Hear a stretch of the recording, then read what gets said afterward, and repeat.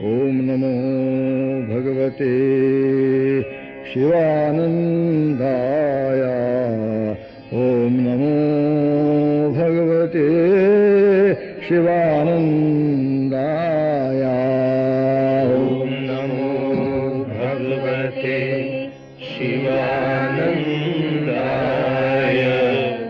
ॐ नमो भगवते शिवानन्दाय ॐ नमो भगवते शिवानन्दाय ॐ नमो भगवते शिवानन्दाय ॐ नमो भगवते शिवानन्दाय ॐ नमो भगवते शिवानन्दाय ॐ नमो भगवते शिवानन्दाय ॐ नमो भगवते शिवानन्दाय ॐ नमो भगवते शिवानन्दाय ॐ नमो भगवते शिवानन्दाय ॐ नमो भगवते शिवानन्दाय ॐ नमो भगवते शिवानन्दाय ॐ नमो भगवते शिवानन्दाय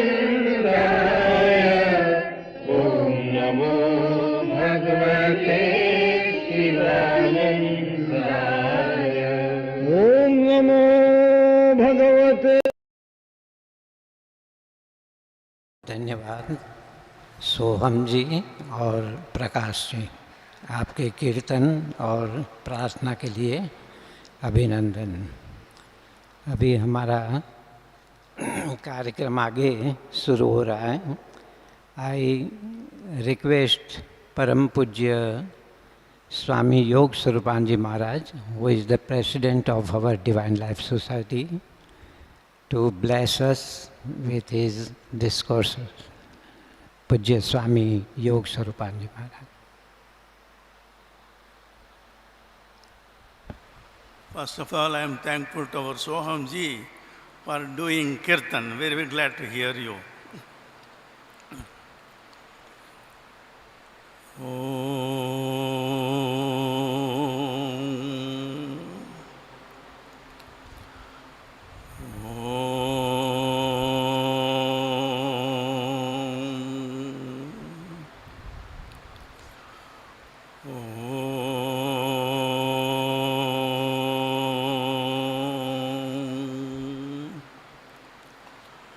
Om Namah Shivaya, Om Namah Shivaya, Om Namah Shivaya, Om Namah Shivaya.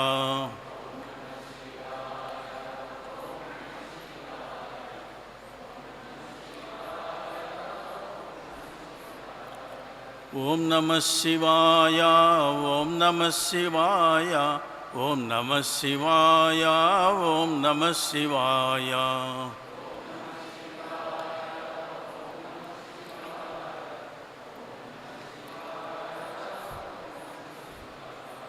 Om Namo Narayanaya, Om Namo Narayanaya, Om Namo Narayanaya, Om Namo Narayanaya.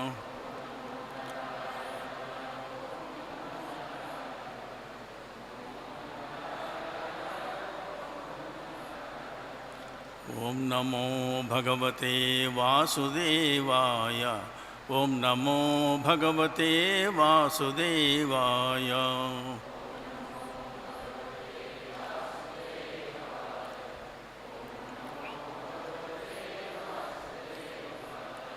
Om Namo Bhagavate Vasudevaya, Om Namo Bhagavate Shivanandaya.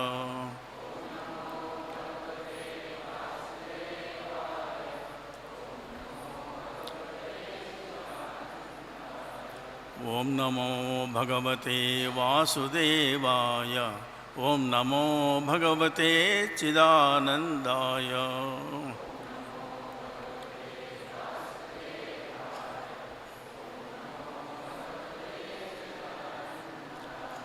ॐ नमो भगवते वासुदेवाय ॐ नमो भगवते कृष्णानन्दाय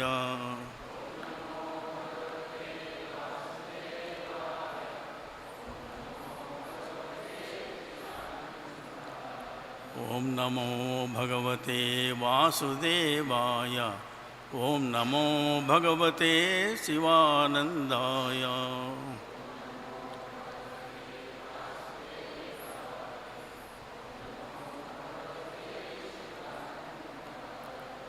My salutations to adorations to Almighty Lord, Worshipful Gurudev, and all the sadhakas who are participating here for the 60th Sadhana Saptah. And also, I am also very thankful to our most beloved Sri Swami Tyagavairaganji Maharaj for conducting these programs in many occasions, because without cooperation of all, it is impossible to conduct these site of Sadhana Saptaha programs in the headquarters ashram. Our Krishnaji Maharaj used to tell, in the beginning only Gurudev, he was alone managing everything. Afterwards, Chidanji Maharaj, Krishnaji Maharaj, Madhavanand Maharaj and Premanand Maharaj were managing these all the programs of the ashram. Now, it is by the kind cooperation of honorable trustees, honorable members of the board of management, all the devotees of the ashram, and also especially those who are coming here to participate in the programs. Without all the cooperation, it is impossible to conduct any programs at the headquarters ashram. Hence, Sadhana Saptaha or any programs, it is conducted by the cooperation of all. We are all friends, and by the grace of Gurudev, this ashram is being run even today. You know the cost of prices, 1 kilo of vegetable, 50 rupees, 60 rupees. But look at it. All these Mahatmas, today morning also, Acharya from Kailas Ashram, our Brijesh Pathak Ji is telling, sadhana means how to unite oneself with the Supreme Almighty God. And many people question whether really God exists. And for us, as the devotees of Gurudev Swami Sivananda, for us, Gurudev Swami Sivananda is a visible manifestation of God. Here, look at it, daily by His grace, daily average 500 persons are eating food. Is it not a miracle at this time to see that everything is freely done because of His grace of Gurudev Swami Sivananda Maharaj? For us, no doubt should come whether God exists, whether Guru exists. That word Guru means that power which removes the darkness of ignorance is called a Guru. Entire Bhagavad Gita teachings is from the beginning to end is that only. The first chapter, first verse, first line of the Bhagavad Gita, Kshetre Kshetre Dharmam Kuru. It means every kshetra, kshetra means abode of living. We as a human beings live in 4 levels: body, senses, mind and intellect. Subhuman beings live only in 3 levels: body, senses and mind. For them there is no buddhi or intellect, but they live in instinct. But instinct is not a small thing. Look at a small sparrow. it weaves the nest with its own beak. Such a beautiful nest, it is impossible for us to do with our own hands, our intellect. Hence, our Gurudev brought teachings of all the scriptures in a very simple words. First is serve all, love all. Because we know God is all pervading. But again, a doubt comes whether God really exists. But as a devotees of Gurudev, that doubt should be completely negated, because we are living here freely, eating food freely, everything is given freely, but our Gurudev created such atmosphere. He gave us to repeat Maha Mantra. It is called Maha Mantra. Hare Rama, Rama Rama, Hare Hare, Hare Krishna, Krishna Krishna, Hare Hare. This is called Maha Mantra. First line, 8 times we repeat God's name. Second line also, 8 times we repeat God's name. 16 times God's name comes, it is called Maha Mantra. In one of the Upanishads, it is beautifully said, in Kalisantaran Upanishad, Maha Mantra is the only mantra that can lead one to liberation or moksha. What is moksha? Moksha is not merely after death. While living in this body, we must feel that no limitation of the body, no limitation of the senses, no limitation of the mind, and no limitation of the intellect. Is it difficult? It is the most easiest thing in one way. When you go to deep sleep, sushupti, no body, no mind. But it is called sushupti, or deep sleep state. That is one of the conditioning of the mind. In waking state, this body is real, all bodies are real. In dream state, everything is in the mind. It is so called as if we can tell it is inside the mind. At the time, no body, no external existence like a waking state. It is only in the mind. Hence it is said, mind is everything superior to the body. In the beginning, Bhagavad Gita tells, superior to the body are the senses. If you analyze it, you know the body is changing. And if you feel, generally asked how many senses we have. Majority of people tells it is only 5 or 6. But as per after coming to the ashram, after living with Krishnaji Maharaj serving, that thought of senses doubt should be removed. We got 5 karmendriyas, 5 jnanendriyas. We got 10 senses. Because how it is superior to the body, that is the difference between living body and dead body. In dead body, there is no sensations. In living body, only sensations are there. Hence, because of the senses, we are connecting with other bodies of the universe. Hence, senses are superior to the body. Superior to the body is the mind. How the mind is superior to the body? It is called a dream state. Mind creates the body, mind creates the senses and enjoys in dream. Hence, mind has got a capacity to create the bodies, to create the senses and enjoys in the mind. Either it enjoys in the mind or also suffers in the dream. Hence, by our dream experience, we are convinced mind is the cause for bondage and mind is the cause for liberation. In deep sleep, there is no mind, no universe.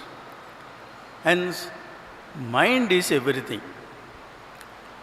And if you ask what is mind, our Gurudev is so kind, he brought everything in a very simple way. He gave a mathematical definition about mind. Consciousness plus thoughts equal to mind. Mind minus thoughts equal to consciousness. What is that consciousness? Today, Acharya of the Kailasa Ashram, our Brijesh Pathak Ji, they are all talking about that God only. That God alone exists. How to unite with that God, how to unite with that consciousness is the process we call it a sadhana. Look at it. Consciousness and it's something unknown to us. Look at our body. In our body, skeletons are there. Yes or no? No one doubt is there, skeletons are there. But no one tell, I am the skeleton. If I shake hand with others, it is not that one skeleton is shaking with another skeleton. We never feel we are skeleton even though skeleton is there. That skeleton is covered by muscles and nerves. But we won't feel if I shake hand, if we embrace another body, touch the other body, muscles in the body, touching other muscles, other body muscles. It is not so. We never feel it. Then there are fluids are there, blood is there. And we never feel we are only the fluids or blood. Pranas are there. When you come to the pranic level, we got little doubt. Even the prana is one. Scriptures turn, especially Raja Yoga Sutras, comes and tells, even though prana is one, according to functions, for the sake of understanding, it beautifully explained that which pushes upwards is called prana, that which pushes downwards is called apana. Prana center is in the heart, apana center is in the anus. Hence the prana moves up and down. That which equalizing force is called samana, its center is in the navel. And that by which we speak, it is called udana, its center is in the throat. It is also said at the time of death, all beings they feel throat is choked. It means udana is leaving the body. Another function of udana is it is separating gross body with subtle body. What is subtle body? Senses and mind, it is called a subtle body. And that which is gross, which is called sthula, gross body. Now look at it. It is not difficult to understand which is subtle body, which is gross body. Our gross body is sitting here.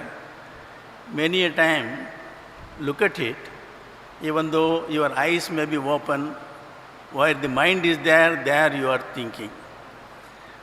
Your ears will be here, but you cannot hear where the mind is there. Hence, mind and senses is called subtle body or Sushma Sharir.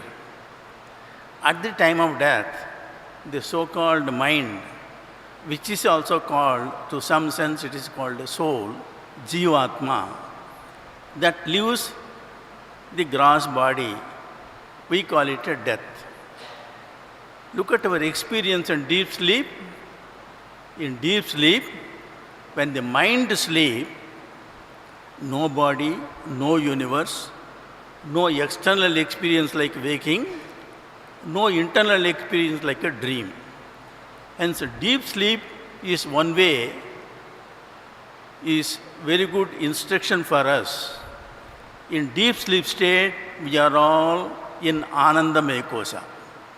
Hence, for the sake of understanding, even that so-called consciousness, which we call it a God, which is all-pervading, for the sake of understanding, it is divided into 5 layers, 5 kosas, pancha kosas. Annamaya, physical. Pranamaya sensory, Manomaya mental, Vijnanamaya intellectual, Anandamaya kosha, which all beings experience in dreamless deep sleep state. That consciousness is one, that God is one, it manifests as it were in 5 layers. They are only sake of understanding. In one way they are inseparable. Hence, that all-pervading consciousness, God is all-pervading, is not something difficult for us.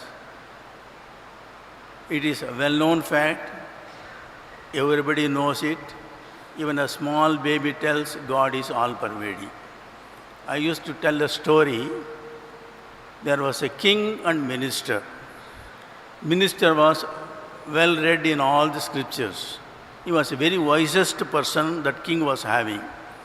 Any doubt comes, he used to consult that minister. That minister guided the king, O king, as said by our Gurudev, serve all, love all. That minister also told that king, serve all, love all.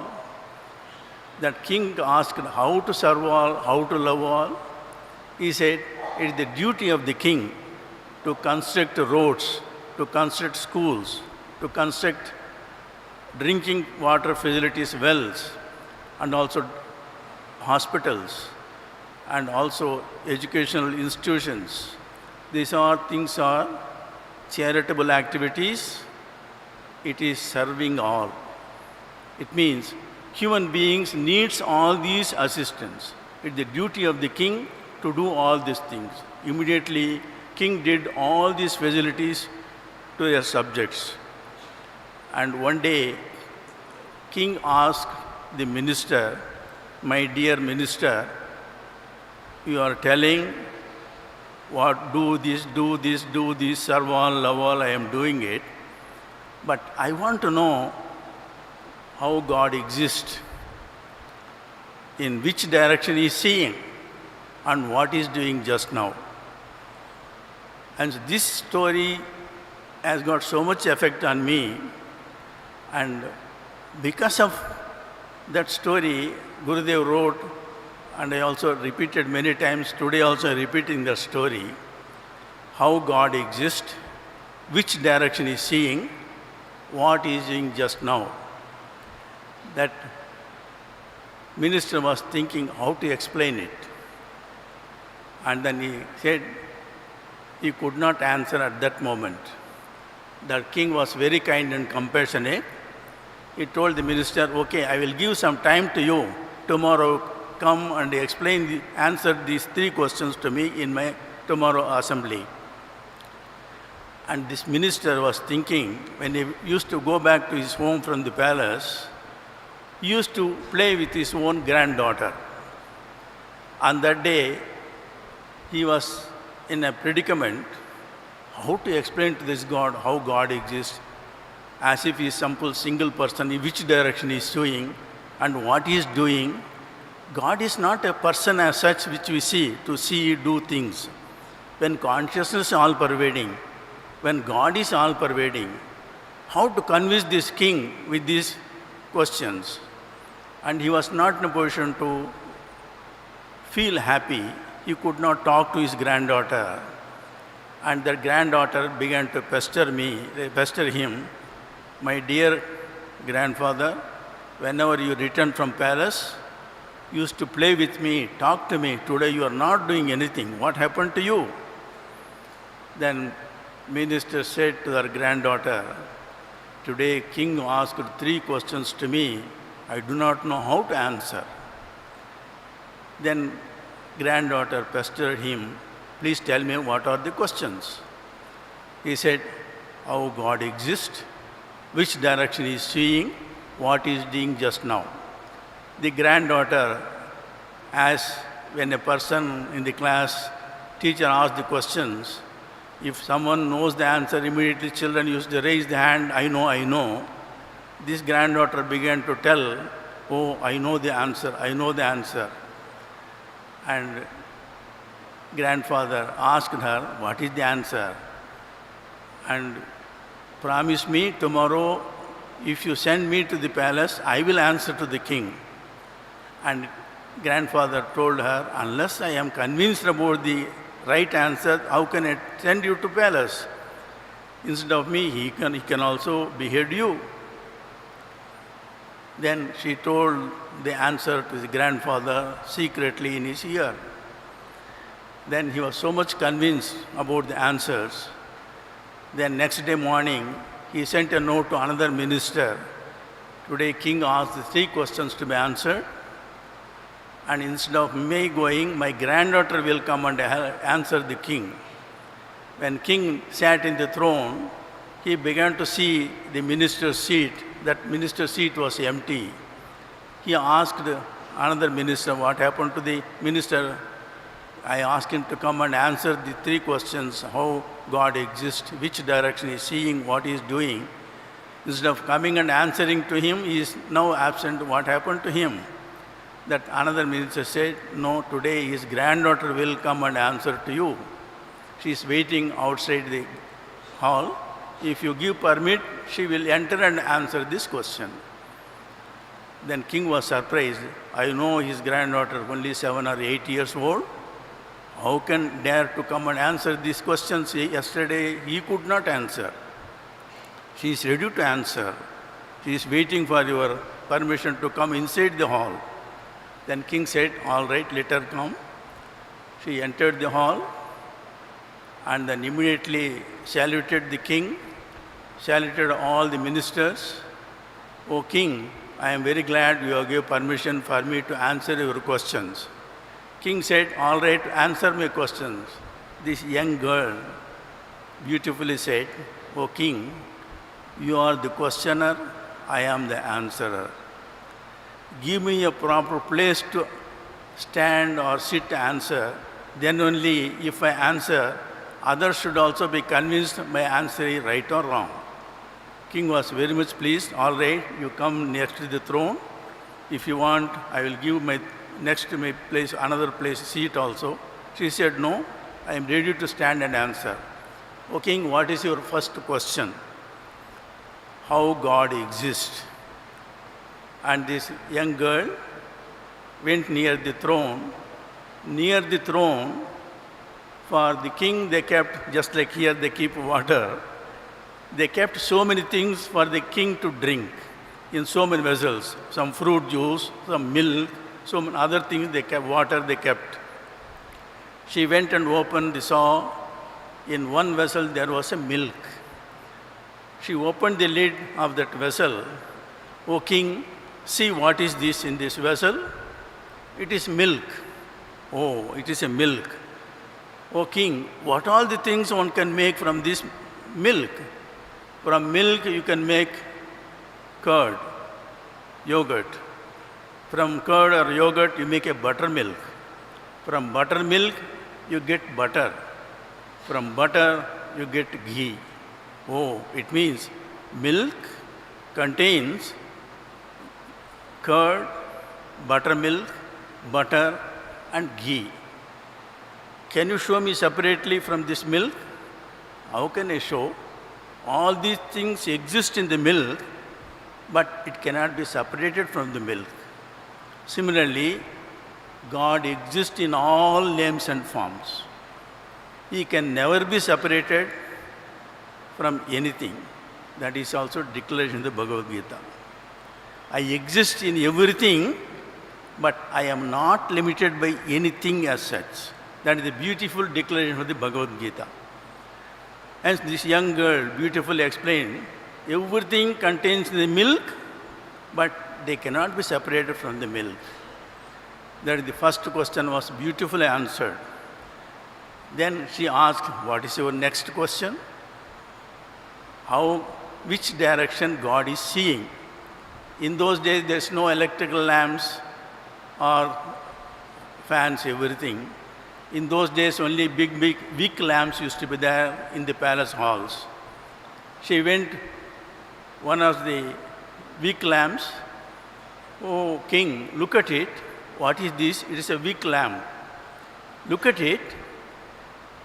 it is illuminating everything, including the shadow under that lamp also. It means light illumines everything, including the shadow, so-called darkness also. Similarly, put it in our daily experience, in our deep sleep state, normally we feel, when I ask what you see in deep sleep, majority of people tell, I see nothing.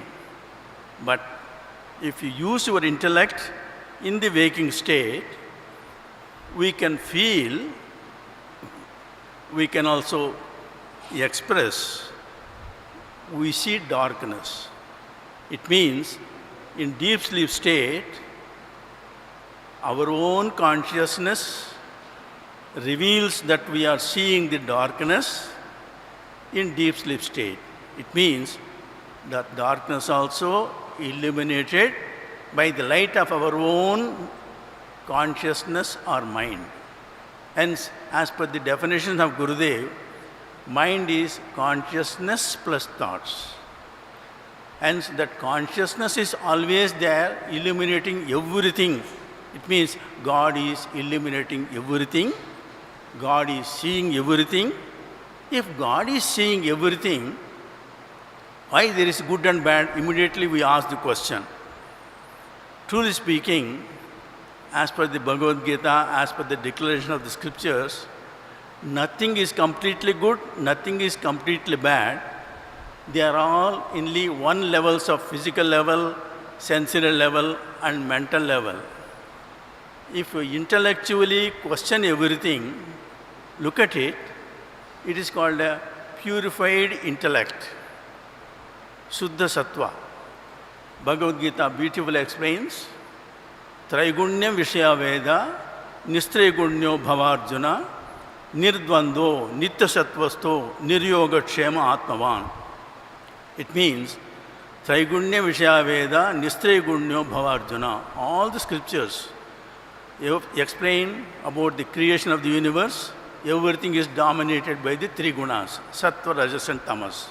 Sattva is waking state, Rajas is dream state, Tamas is dreamless, deep sleep state or Sushupti Avastha. But we are not only bound by the three states. Hence we got a beyond this called Buddhi, intellect, that we can utilize it properly in the waking state. That is called sadhana. That is the difference between human beings and subhuman beings. Otherwise, those who are not discriminating, using the intellect properly, our Gurudev used to call two-legged animals. Hence, we are not animals. Animals have got 4 legs, but we have got 2 legs. But we got intellect also, hence we are called humane, means feeling for others. That feeling for others will come if you really feel prana, that which is in this body, is the same prana in all beings, entire universe. Look at our own body. In our body, because of prana, hair grows. If you cut the hair, we won't feel pain. Nail grows. If you cut the nail, we won't feel pain. It means prana is there. There are different gradation of manifestation of pranas. Similarly, in the rocks also prana is there. Atoms also prana is there. Look at it. What is the power of the atoms? And also look at it. What is the size of the planet Earth? What is the size of the atoms? Atoms can blow the planet Earth or not? Atom bombs can do it. Hence, atom has got such a power.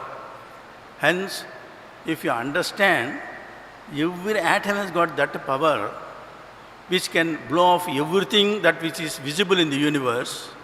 What about our body and mind? Hence, we got power of the divine so much, but that power we use it very, very for our creature comforts only. We are called selfish beings, and human beings, we want to feel for that. That humane, that aspect is not there, many of the human beings. That is the difference between our adorable Gurudev, who lived in that spirit, serve all, love all. And also, if you really feel that prana is one, that prana in this body is the same prana in all living beings. I don't want injury. How can you cause injury to others? I don't want insult. How can I insult others? I don't want see my own face in anger. Many of the people ask a question, how to conquer anger? Our Gurudev has got a beautiful answer. If you get anger, see your face in the mirror. Immediately that anger will disappear. You won't like to see your own face.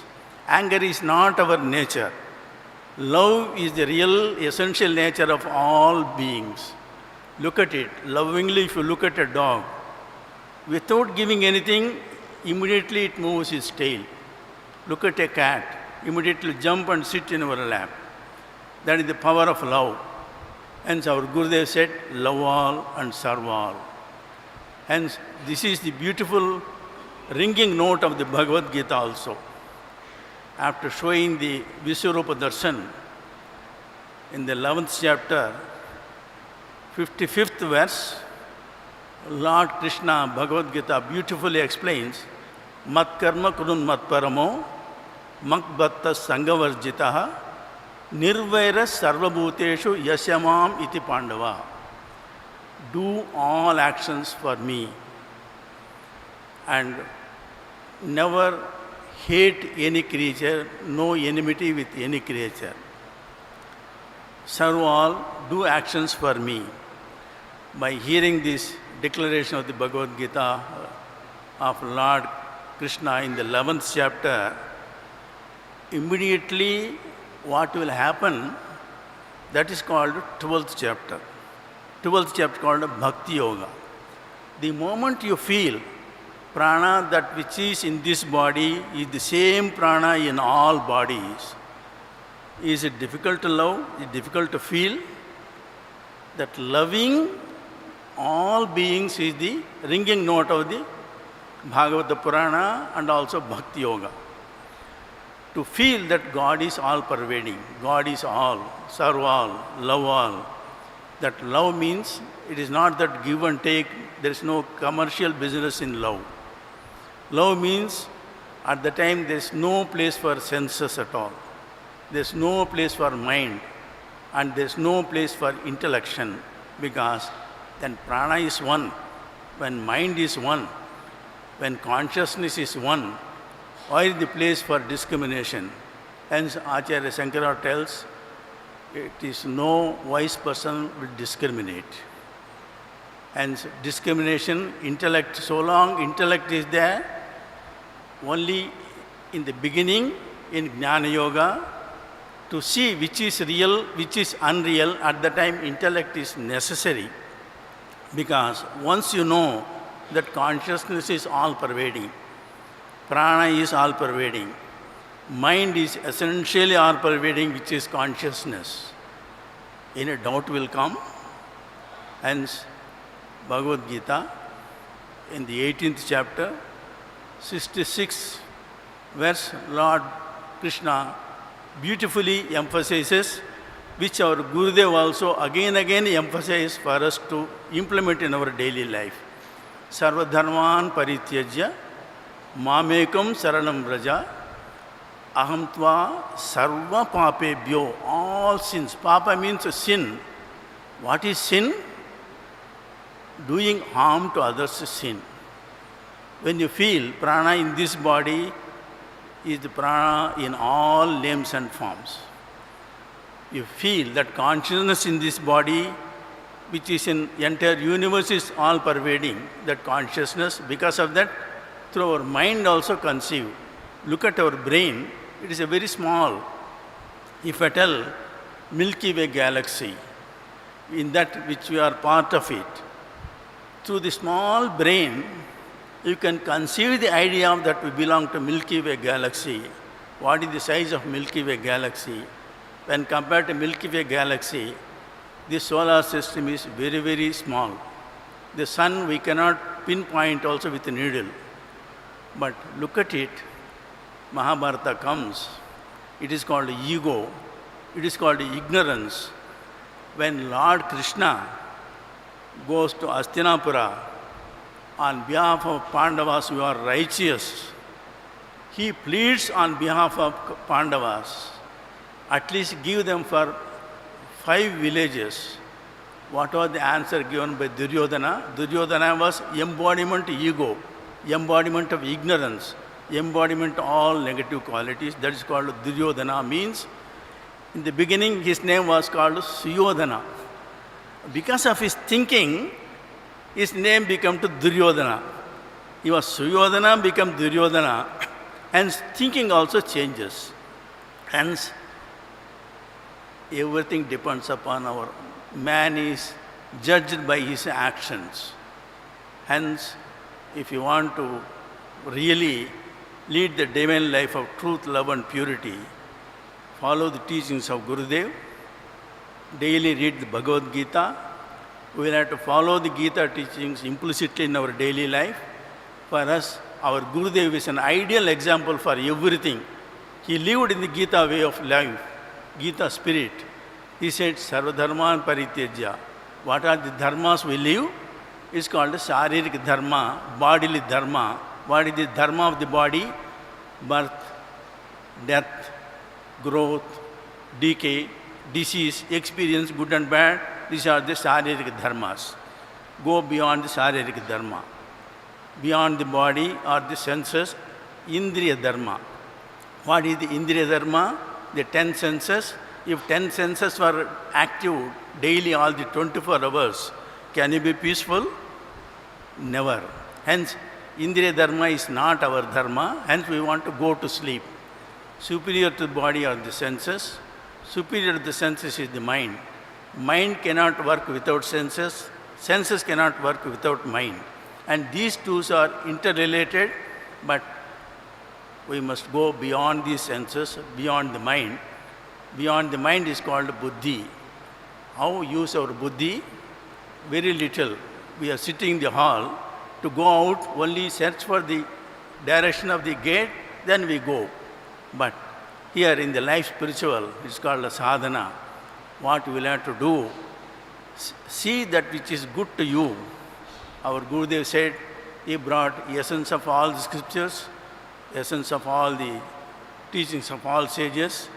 Like a sage, yesterday we celebrated our Padabanji also repeating that Brahma Sutras. Hence, by remembering sage Vyasa on Guru Purnima day, we will become moksha. What Vyasa said, Ashtadasa Purananam Saram Saram Samudritam Paropakaraya Punyaya Papaya Parapedanam. Doing good to others is meritorious. Doing harm is a sin. Hence, what is good?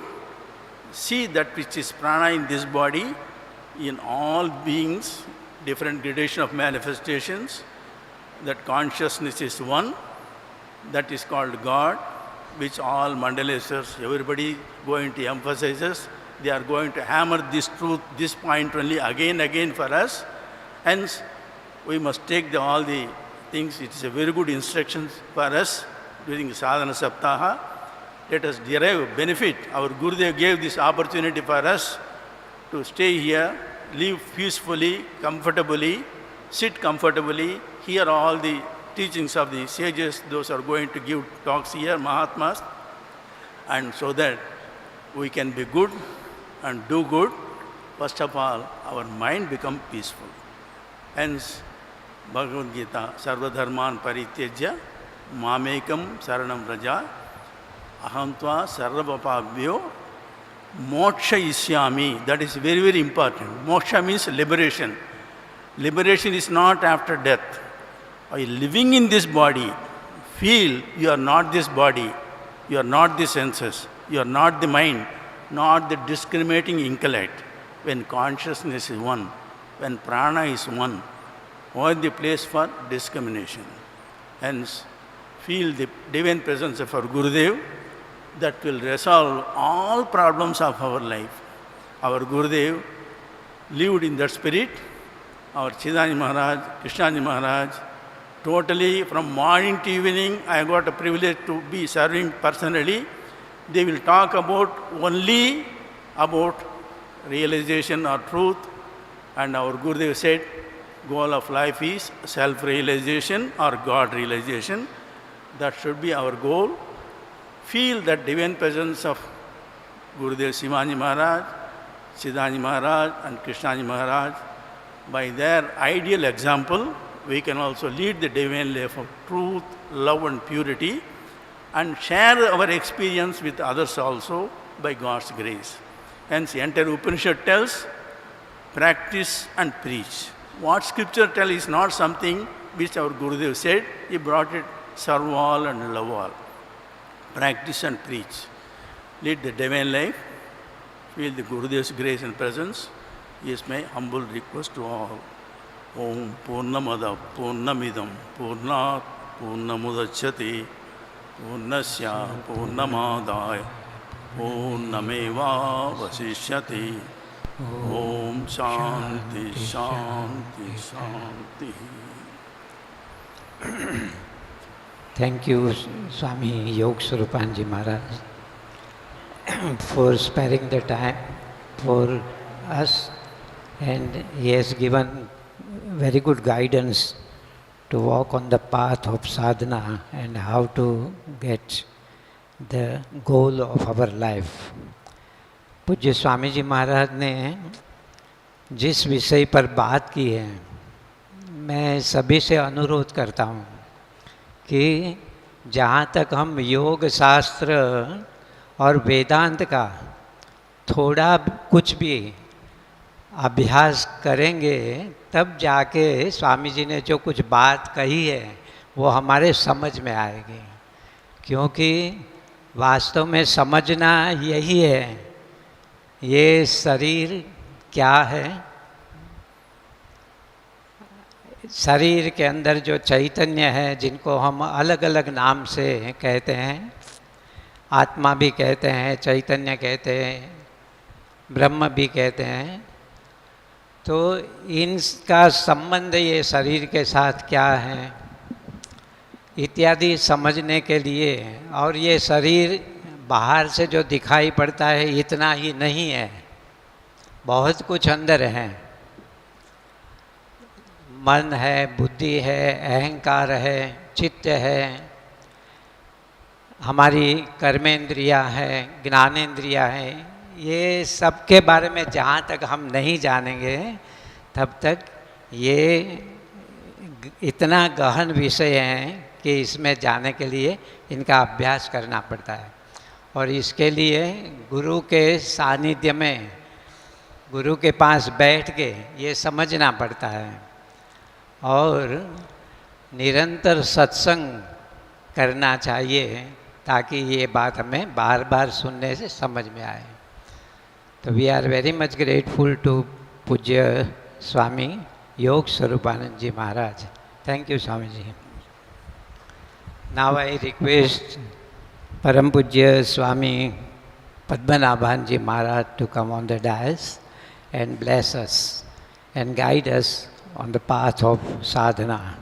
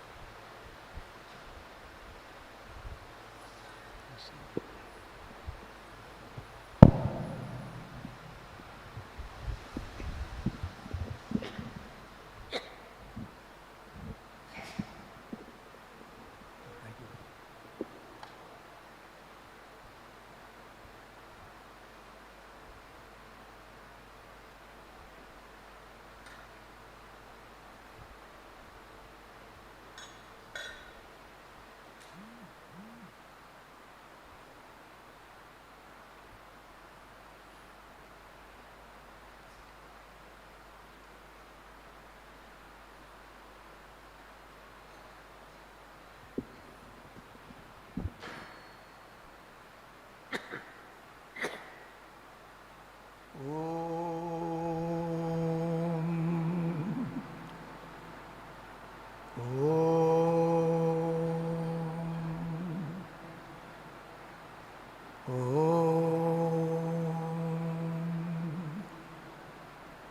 Shri Gurubhyo Namaha.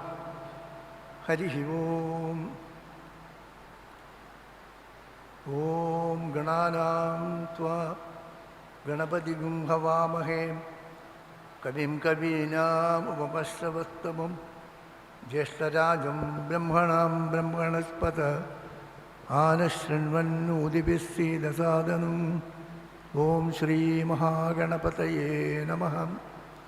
Om Namah Shivaya Gurave Satchidanandamurtaye Nishprapanchaya Shantaya Niralambaya Tejase.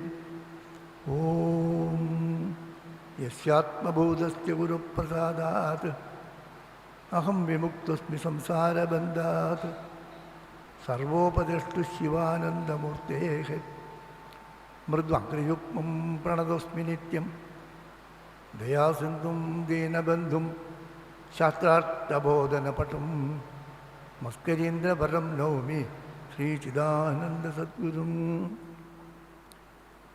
Om Praninam Dukkhahartaro Jnanado Bhuvanamuktaye Shivananda Chidanando Ashraye Bodhisattamo. Om Shantatmanam Pranadasulabham Siddha Vidya Prabhavam Bhaswadrupam Sugunanilayam Dvastakarma Adivargam Prajnavriddham Nijasamadrisham Taradam Tyagivajyam Sakshat Isham Mama Gurupadam Shivanandam Natosmi. Shivanandam Natosmi. Om.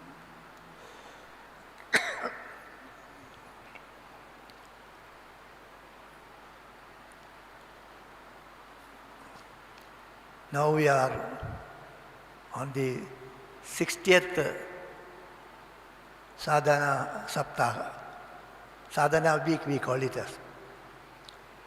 So first we will try to understand what it means by the word sadhana. Sadhana means an effort, an activity, a process. That is what is called sadhana. That process or activity to achieve something. What you want to achieve through this process, through this sadhana, it is what is called sadhya. So sadhya and sadhana. So sadhana is an activity or something we do in order to achieve the sadhya vastu. So we all have we want to achieve something. So then we plan how to do it. Then we execute it. If you are hungry, then you look into the time, whether it is 11 o'clock or, okay, the langar will be open, we can go. If it is 2 o'clock, 2:30, the langar is closed, then you have to go to some other eatery. So sadhya and sadhana is there. So our sadhana, although it is said sadhana, it is spiritual sadhana. It is a spiritual sadhana. We call it in short, sadhana. Sadhana Saptah means spiritual sadhana Saptah.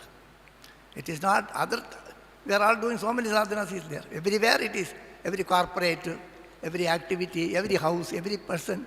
Every day we are doing some sadhana to achieve some goal. Here it is spiritual sadhana. So, what exactly we want actually? Whatever be the sadhana, what exactly we want? All living beings here, they want only one thing. The goal of all living beings, not only human beings, even the animals, the plants, they all want only one thing, mainly one thing. All other activities are allied to that actually. All want to be happy. So the Shastra says we have only one goal Sukham me bhuyat. Dukkam ma bhut kadachana. Let me be happy always. I want to be happy always. I should not have any pain. This is the only goal for all beings. Even the plants are like that. The plants want light. They want water. So if there is no water this side, if these are more water here, it will put its root here. Where the light is there, it will put more branches. So even the plant kingdom, they also know that I should be happy. What is required for me, I should get. So accordingly they work. Even the animals also. The monkey is there, you show a banana, it will come. You show a stick, it will go away. So we all work for that only. So what is the difference between ordinary sadhana and spiritual sadhana? The spiritual sadhana is something different from that. In order to achieve that, sukham me sada bhuyat. I want to be always happy, they say. So how to achieve that? So in the worldly pursuit, what happens? We keep on working. We want to be happy. We try to do so many things. You study first. You qualify yourself. Yes, I am qualified. So you want to be a qualified person. Are you happy? No. This qualification is to get a job. So I should get a job. So whatever we achieve in this worldly pursuit, it is incomplete actually. It is never complete. Whatever you achieve, that will be incomplete. You become a millionaire, then you want to become a billionaire. So it will go on like that. So it is no end for that. So and also, while achieving that also, we have problems. It is not easily coming actually. So whatever sukha you get out of that, of course, if you get a good food, you are happy. If you get a good job, you are happy. You may not be 100% happy, but you are happy. But that happiness is mixed with dukkha. And all happiness in these worldly things, whatever happiness we have here, all those, you should remember that ultimate goal of life is I want to be happy. I want to be absolutely happy. No dukkha should be there. But in all the worldly achievements, whatever you achieve here, then also there will be incompleteness. So, the Padanjali says that parinama tapa samskara dukkaihi gunavritti virodhacha sarvam dukkhameva sarvam vivekinaha. Whatever we achieve, and that achievement, during the process of that achievement, there will be pain. So you want to go to Badrinath, so I will be happy, but the journey is very difficult. The proper food will not be there. So there is some amount of tapa, dukkha will be there to achieve that. And also having achieved that also you may not have proper darshan or something else will be there. And also afterwards when you come back you are tired and somewhere you fell down and break your leg. Something will happen sometimes. So eating is suppose kheer, every day kheer or some sweets are being given here. So you keep on eating. So up to a certain level it is okay. After that it won't give you that happiness. So parinama dukkha is there, and during enjoying the pleasure also tapa is there, and it leaves an impression, samskara dukkha is there. So in the ultimate analysis, all the pleasures in this world are dukkha only. Alamiti chapalatvat, swapnamayopamatvat. Bhartrihari puts it as enough, you will feel it. And it is a swapna. I thought like that, but it is not that good. So it is always dukkha is like that. So we are not happy with this world. We want something deep in your mind, somewhere deep in your mind. There is a desire to have an unalloyed bliss. That unalloyed bliss is available only in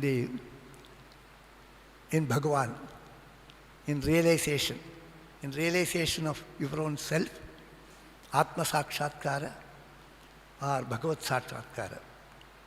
So that you are searching, although we are searching that, we do not know where to search it. So we are searching in all worldly things. So we are searching in food, we are searching in other things. You get married, you have children. All these activities, all these pursuits for happiness, ultimately is an indication of that you are searching the unalloyed bliss. So the Paramananda Prapti only you are searching, but you do not know where it is. And the scriptures and the shastras and the teachers, they say that it is available, you do this, you do this. So you start doing all those things. So that is the spiritual sadhana. You all come here in search of that ananda only. Although you have in search of ananda and you have heard, some of you may be attending the sadhana week first time. Some of you may have attended before that also, earlier also. Some of you are spiritual seekers doing sadhana for quite some time. Even among the sadhus also, they are also doing sadhana for so many years. And they have a feeling that spiritual progress is not enough. It is not really progressing, or it is not enough. And some people feel I don't have any progress at all. Sometimes it is okay, sometimes it is not okay.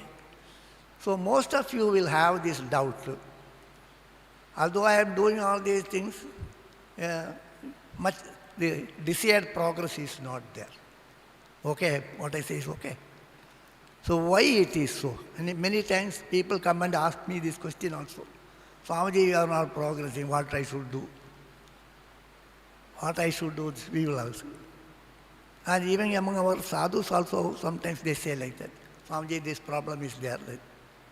Even I have heard great Mahatmas confessing to other Mahatmas, some other problems are there.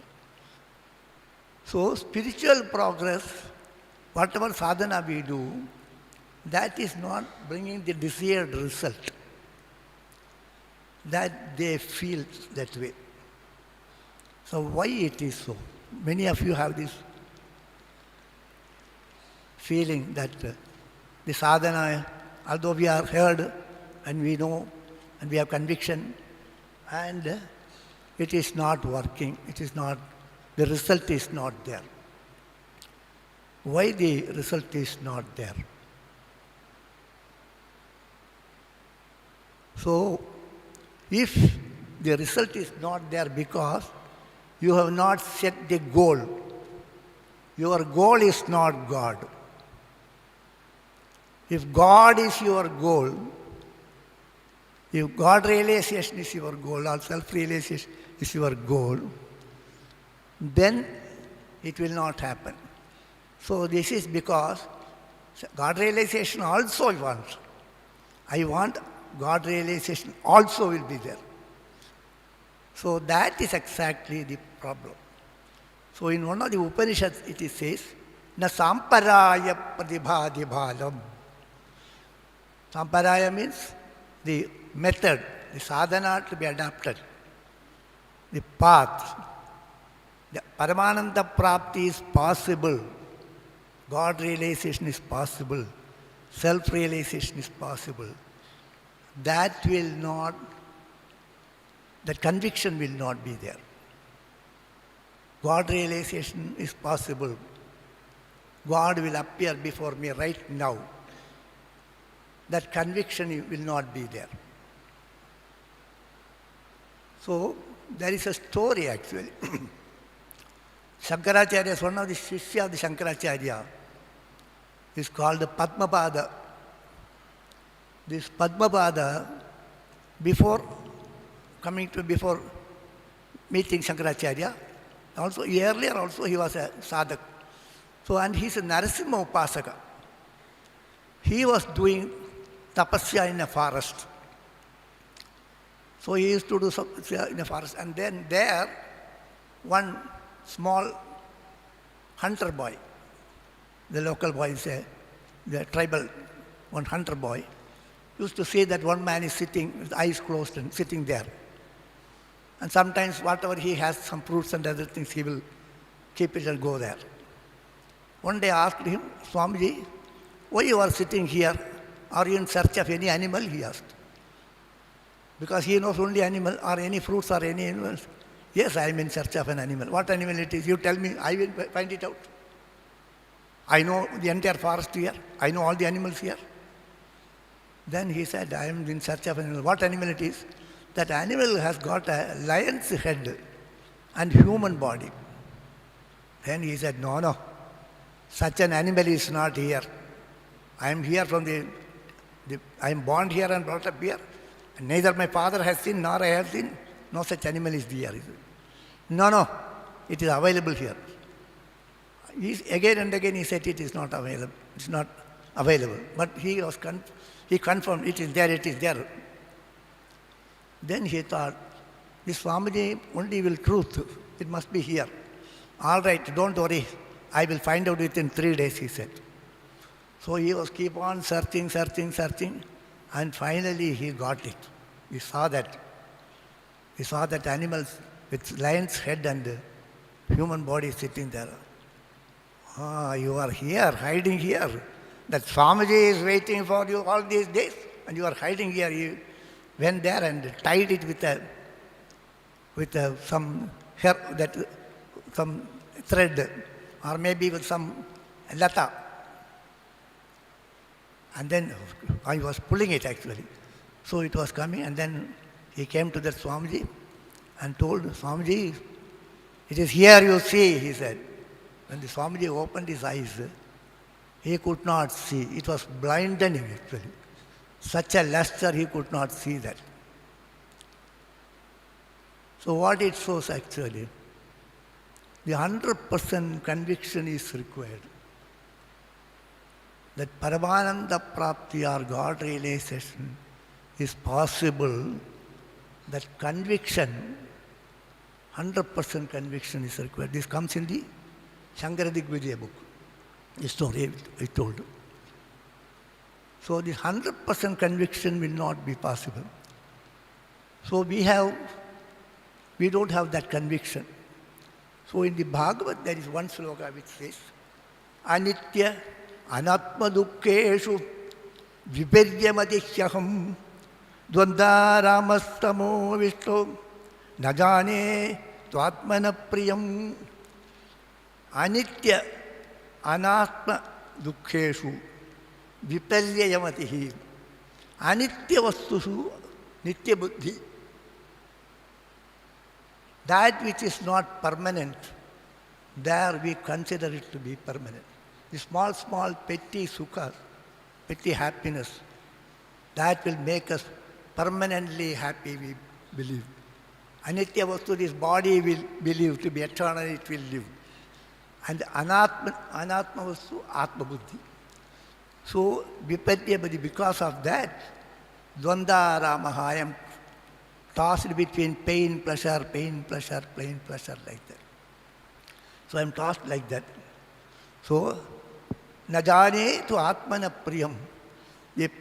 I do not know. You are the Premaspada. Bhagavan is most dear to us. Ananda Prada. But I do not know about it. So the reason is, there is no conviction actually. Bhagavan will take care of me, that Ananda is possible by realizing God, or even in the existence of God. 100% conviction is not there. That is why the sadhana is not progressive. The sadhana will not progress. It's not that easy. To have the conviction is also not easy. It is very difficult. Even for sadhus it is difficult. So that is not there. One day or other, this has to come. So in order to have the conviction and in order to apply the mind wholeheartedly into sadhana, the mind has to be trained actually, purified actually. Chitta Shuddhi is required. So that is why certain exercises are told in the Shastras. Gurudev has told this, so many things. Among that, the 20 important spiritual instructions. If you go through them, many of those things are intended to purify the mind. All other big sadhanas, whatever you do is okay, but Chitta Shuddhi will come only by practicing certain things. To what extent you have disciplined yourself. To what extent you can control your desires. Other desires. In the absence of other desire only, the desire for Bhagavan will be there. You cannot have God and mammon together. This will not go together. 100% conviction that God will take care of me. Rakshishyati iti vishwasaha. And He will protect us. Goptrutva varanam. These are required actually. So that will not come easily. So for a long period, this preliminary sadhanas have to be done. Dharma acharana is the most important.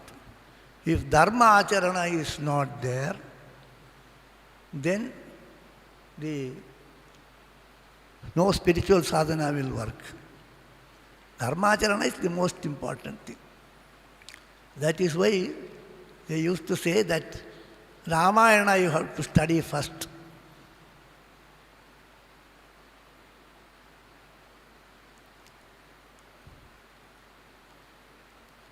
There is a statement, and I don't want to say that, but I tell you, first you study the Mahabharata. Mahabharata means it is the story of Pandavas and Duryodhana. So in short, they say it is Dyuta. The entire Mahabharata story is based on the dice they played actually. So the story is actually, Duryodhana was a very most powerful person. He had big army. Everything was there. And the Pandavas, number also, army number was also less. And Bhagavan Krishna is there, they say, but Bhagavan Krishna will not take a weapon. So it was nothing. They had all the power, but still they were defeated. And Duryodhana had a miserable death actually. All others were killed, whereas in the spot. Whereas Duryodhana did not die like that. In the duel between Bhima and Duryodhana, his thighs were broken. Bhagna uru, patitaha, nishparijanaha, jivan vrigaihi bhakshitaha. His thigh was broken and he fell down.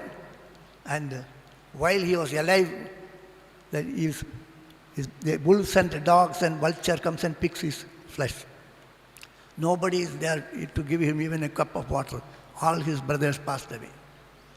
So if you are doing adharma, this will be the condition. Then they say you come to Ramayana. Ramayana, Sri Ramachandra, Bhagavan and all these things are, you forget about it. Valmiki says Ramachandra is an ordinary person. He is an ordinary human. That's how, although Narayana's avatar only, but he came here as a man and he lived like a man only.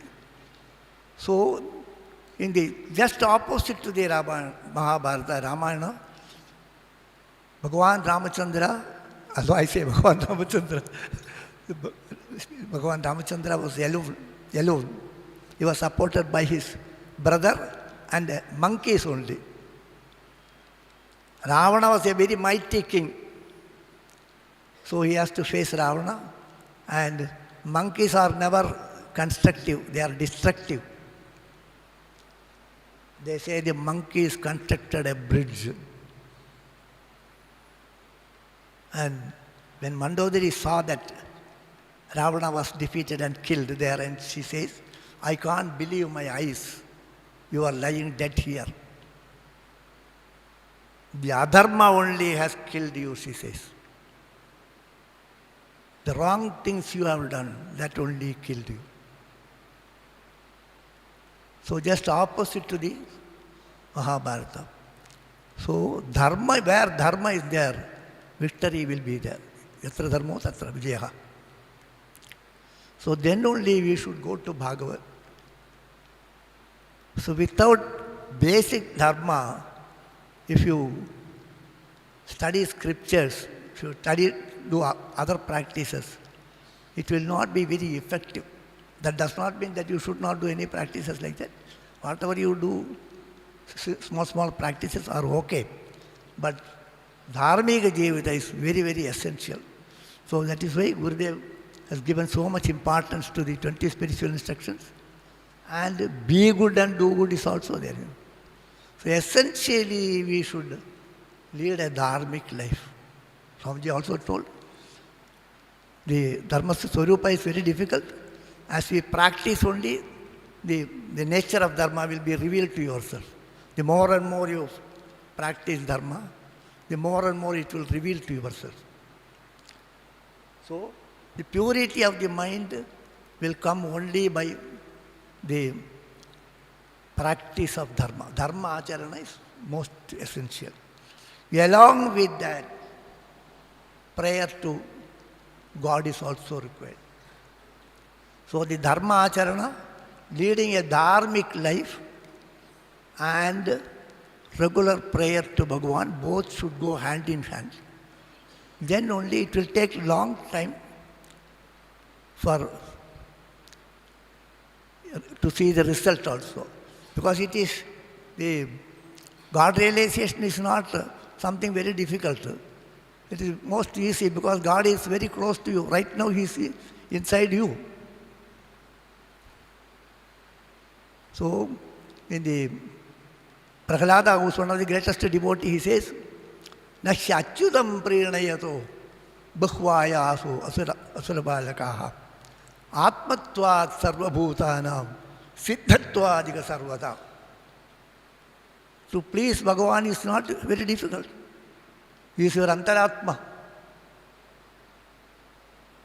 So no big paraphernalia is required. You just close your eyes and think about Him. He is very much there. But the seeking should be exclusive actually. The seeking of God should be exclusive. That will not come easily, but that should be the goal. I should seek Him and Him alone. That should be there. So the great Alvars and others, they say they are seekers of Bhagavan. Even Bhagavan wants to give him something. No, we don't want. Then they ask, what do you want? I don't want. If I don't give you something, I will not be happy. I want to give you something. Otherwise, I will not be happy. Whether you are happy or unhappy, it doesn't bother me. I don't want anything.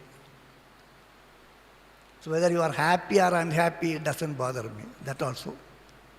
Tvai prasanne mama kim gunena, tvai aprasanne mama kim gunena. If you are happy with, okay. If you are happy, not happy with me, that's also okay. So a love for Bhagavan, unconditional love. If you bless me, it is okay. If you punish me, that's also okay. That attitude, if it is there, immediately He will be there. And Bhagavan will be, before you want anything, He will arrange for you. Bhagavan says, Aham bhakta paradina aswatantraiva dvija. So the seeking of Bhagavan should be to the exclusive of all other things. There should not be any other seeking. It is not that easy. In order to achieve that, the dharma acharana is required. Dharma acharana initially helps you to free yourself from doing wrong things. Papa acharana will be removed. You will not be doing wrong things. So dharma acharana initially makes you to stop all wrong things also. So dharma acharana, more and more you do dharma acharana, the mind will become free from unwanted things. Normally, when we want something, we will try to achieve through the right means. If the desire is very strong, and if it is not achievable through right means, then we will try to get it by wrong means. Normally, we won't do anything wrong. Everyone is basically good. But if the desire is very strong, then the desire will make you do it. So there is a common mantra which everybody has to say daily. Kamo akarishitu manyurakarishu. Naham karta kama karta. Naham karta manyuh karta. So whatever wrong things we do, it is the desire makes us to do the wrong things. So curtailing the desires. Because Paramananda is there, why should we go for petty Ananda? When everything is available here, why do you want small things actually? So, the desire for God, if it becomes more and more powerful, naturally the other things will go. But initially we have to throw away something. Papa acharana should be stopped. And dharma acharana, adharma acharana should be stopped. And dharma acharana should start actually. So that will take time, and it will take long time to understand what is dharma and what is adharma. Whatever we know that is adharma, we will not do. Then God will make you understand this is also adharma, this is also adharma. One by one it will go. First what I know, this is not good for me, I will not do. Then if you practice it little more, then it will go, little more it will reveal, little more it will reveal. It is like visibility. As you are driving a car or flying, then the visibility may be 2 kilometers. Then as you go little further, then from there it is 2 kilometers. Like there, the swarupa of the dharma will be visible to us as we practice only. Then if you practice like that, then it will lead you to that goal actually. So whatever sadhana we are now doing, and whatever prayers you are doing, whether it is kamya prayer, that is also okay. Bhagavan says, initially everyone will make prayer for kamya only. So Bhagavan says, even they are blessed people, he says. Chaturvida bhajan devam jana sukrudinorjuna arto jiknyasurartarti jnani chabardarshava. So even those who are praying for worldly comforts and other things, although they know that this is not permanent, the mind will be wanting it. So the prayer and this to go together. So slowly, Bhagavan will release you from that, from one by one from all those things. And then the mind will become free from unwanted desires, and the real love for God will come. So until that you have to keep on doing. So the sadhaks will always face difficulties and feel that they don't have enough progress.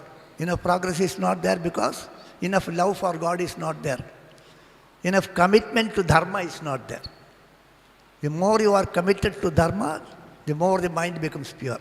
The more the mind becomes pure, the more the mind is towards God. So this is required actually.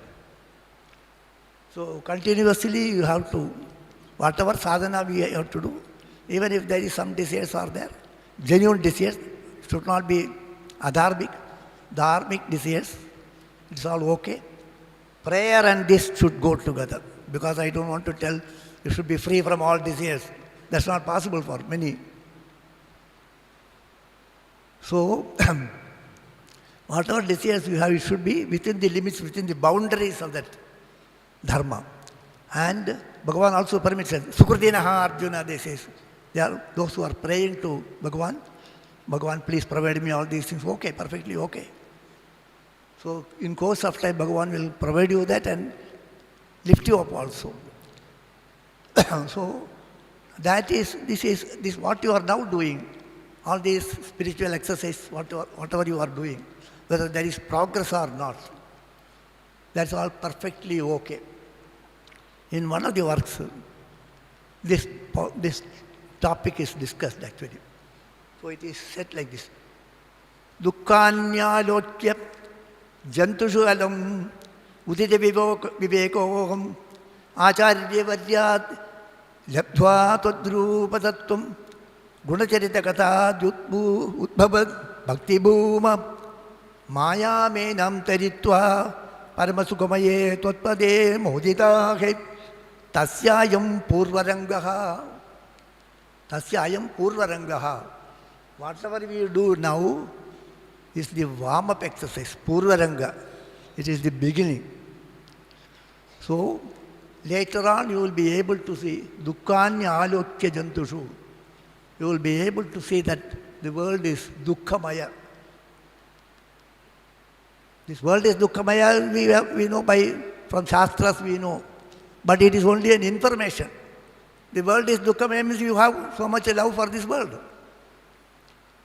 So, dukkanya alokya jantushu alam udita vivekaha. Viveka will not be there. The information will not be there. The information will be there, but here everything is dukkha. I don't want anything that will not be there. Desire may be there, will not be there. So, I will be able to see the world is full of dukkha here. And that will help me to have discrimination. Vairagya will come. Then having got that, acharya varyad labdhva tadrupa tattvam, from the Guru, I will be able to know your real nature, your swarupa, ananda swarupa of Bhagavan. I will be able to understand. Once you understand the world is full of dukkha, then you realize that the ananda is in the Bhagavan. This cannot go together. Then, having gunacharita katha udbhavat bhakti bhumam, and having heard your kathas and your charitra, and there will be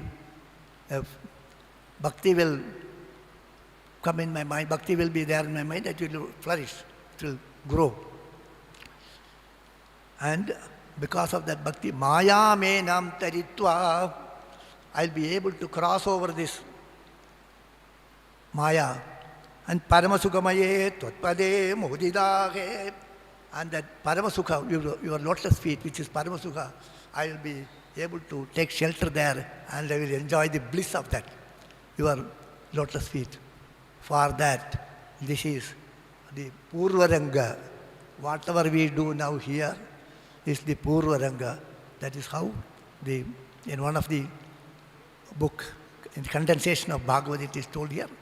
So the sadhana saptah, what we do here, and whatever sadhana you do, that it is a purvaranga for the ultimate realization of God. May Gurudev and God bless all of us to have that Paramananda Prapti. Hari Om Tat Sat. Hari Om. Thank you, Param Pujya Swami Padabanji Maharaj. We are very much grateful to you. पूज्य स्वामी जी महाराज ने अपने प्रवचन में सबसे पहले तो साधना क्या है और साधना का साध्य क्या है। साधना तो करते हैं मगर साध्य मालूम नहीं है। और किसी को भी हम अगर प्रश्न पूछे कि आप सभी प्रवृत्ति किस लिए कर रहे हैं, आप भी अपने को पूछ सकते हैं कि ये सब मैं क्यों कर रहा हूँ, क्यों कर रही हूँ। फिर भी हम उनका प्रत्युत्तर मिल नहीं सकते हैं। मगर वास्तव में सोचे तो हर एक जीव हैप्पीनेस यानी कि सुख की प्राप्ति, सभी सुखी होना चाहते हैं, कोई दुखी होना नहीं चाहते, सिवाय कुंती माता। कुंती माता निरंतर भगवान को कहती थी मुझे दुख में रखना ताकि आपकी स्मरण रहे, याद रहे। मगर हमें तो सुख ही चाहिए, और ऐसा सुख चाहिए जो शाश्वत है, आने जाने वाला नहीं। तो ये सुख वास्तव में और शांति वास्तव में हमारे पास है। स्वामी जी ने बताया कि कितना भी क्वालिफाइड व्यक्ति है, या तो सत्ताधारी है, संपत्तिवान है, फिर भी अगर उनसे पूछे कि आप परिपूर्ण रूपेण सुखी हैं, तो उनका प्रत्युत्तर ना में होगा कि नहीं, परिपूर्ण रूपेण सुख और शांति हमारे पास नहीं है। सुख आता है, बाद में दुख आता है। ऐसे तो सुख के पीछे दुख खड़ा ही है। तो ये सुख की प्राप्ति बिना ध्येय की प्राप्ति नहीं हो सकती है, और हमारा ध्येय है आत्म साक्षात्कार, सेल्फ रियलाइजेशन, या तो स्वरूप की प्राप्ति। क्योंकि स्वरूप का जो लक्षण है सत्य चित आनंद, आनंद स्वरूप ही हमारा स्वरूप है। इसलिए कबीर कहते हैं मोह को कहाँ ढूंढे रे बंदे, मैं तो तेरी पास में। हमारी शांति, हमारा आनंद हमारी पास है, बाहर ढूंढने के लिए आवश्यकता नहीं है। परंतु हमारा चित्त शुद्ध होना चाहिए, तब जाके ये बात हमारे मन में जचेगी, रहेगी और आत्मसात होगी। और चित्त शुद्धि के लिए धर्म का आचरण वो सबसे पहले है, और बिना धर्म का आचरण हम इस मार्ग पर आगे नहीं चल सकते हैं। और धर्म का आचरण करते करते ही चित्त शुद्धि होती है। और श्रीमद् भगवद गीता, उपनिषद इत्यादि में चित्त शुद्धि के लिए उपाय भी अलग अलग तरीके बताए गए हैं। तो धर्म का स्थान भी बहुत महत्व का है। और धर्म का अर्थ ये नहीं है कि मंदिर जाना, ये टीला टपका करना, इतना अर्थ नहीं है। जो भगवान ने हमें रिस्पॉन्सिबिलिटी दी है, जो कर्तव्य दिया है, वो निष्ठा और प्रामाणिकता से करना, और सभी का भला ही इच्छना, भला ही करना, किसी को भी पीड़ा न हो, इसी तरह हमारा जीवन जीना चाहिए। तो यही धर्म है। और पाप तो करना ही नहीं चाहिए, इनका प्रयत्न ऐसा हमारा रहना चाहिए। तो परम पूज्य स्वामी जी महाराज ने, और लास्ट में ये तो जगत दुखालय ही है और अशाश्वत है, यहाँ दुख के बिना कुछ नहीं मिलता है। गुरुदेव स्वामी चिदानंद जी महाराज कहते थे पुस्तकालय में जाएंगे तो पुस्तक मिलेंगे, भोजनालय में जाएंगे तो भोजन मिलेंगे, वस्त्रालय में जाएंगे तो वस्त्र मिलेंगे, और ये सारा जगत दुखालय ही है, इसे दुख के सिवा और कुछ नहीं मिलेगा। तो ये और अशाश्वत है, शाश्वत नहीं है। इसीलिए ये बात सब हमारे मन में रखनी है। और हमारा ध्येय जो है वो ध्येय के प्रति पूरी निष्ठा के साथ ये सब बात मन में ला के आगे चलना है। पूज्य स्वामी जी महाराज के हम बहुत बहुत आभारी हैं। अभी मैं परम पूज्य स्वामी निर्लिप्तानंद जी महाराज से करबद्ध प्रार्थना करता हूँ कि यहाँ एकत्रित हुए हम सभी साधक भाइयों बहनों का आप अपने वाणी से मार्गदर्शन करें। परम पूज्य स्वामी निर्लिप्तानंद जी महाराज।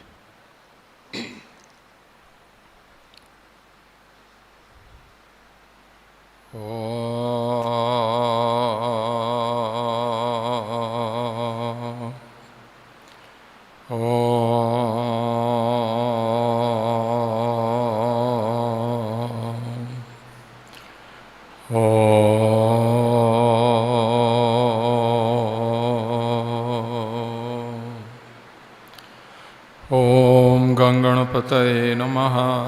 ओम गुं गुरुभ्यो नमः। ओम ऐं सरस्वत्यै नमः। ओम नमः शिवाय। ओम नमो भगवते वासुदेवाय। ओम नमो भगवते रामचंद्राय। ओम नमो नारायणाय।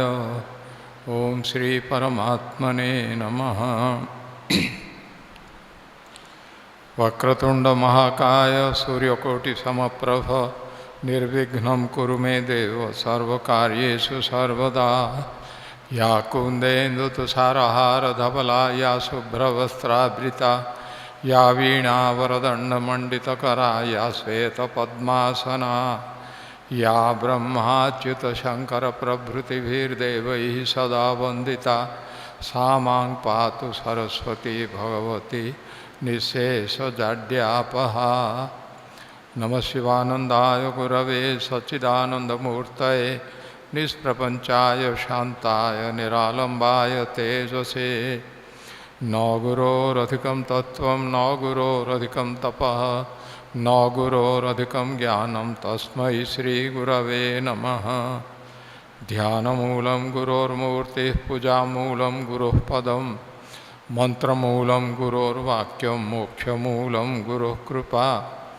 गुरुर्ब्रह्मा गुरुर्विष्णुर्गुरुदेवो महेश्वरः गुरुसाक्षात् परं ब्रह्म तस्मै श्रीगुरवे नमः। ओंकारं बिन्दुसंयुक्तं नित्यं ध्यायन्ति योगिनः कामदं मोक्षदं चैव ओंकाराय नमो नमः। दिवि भूमौ तथाकाशे बहिरन्तश्च मे विभुः यो विभात्योभासात्मा तस्मै सर्वात्मने नमः। ओम श्री परमात्मने नमः।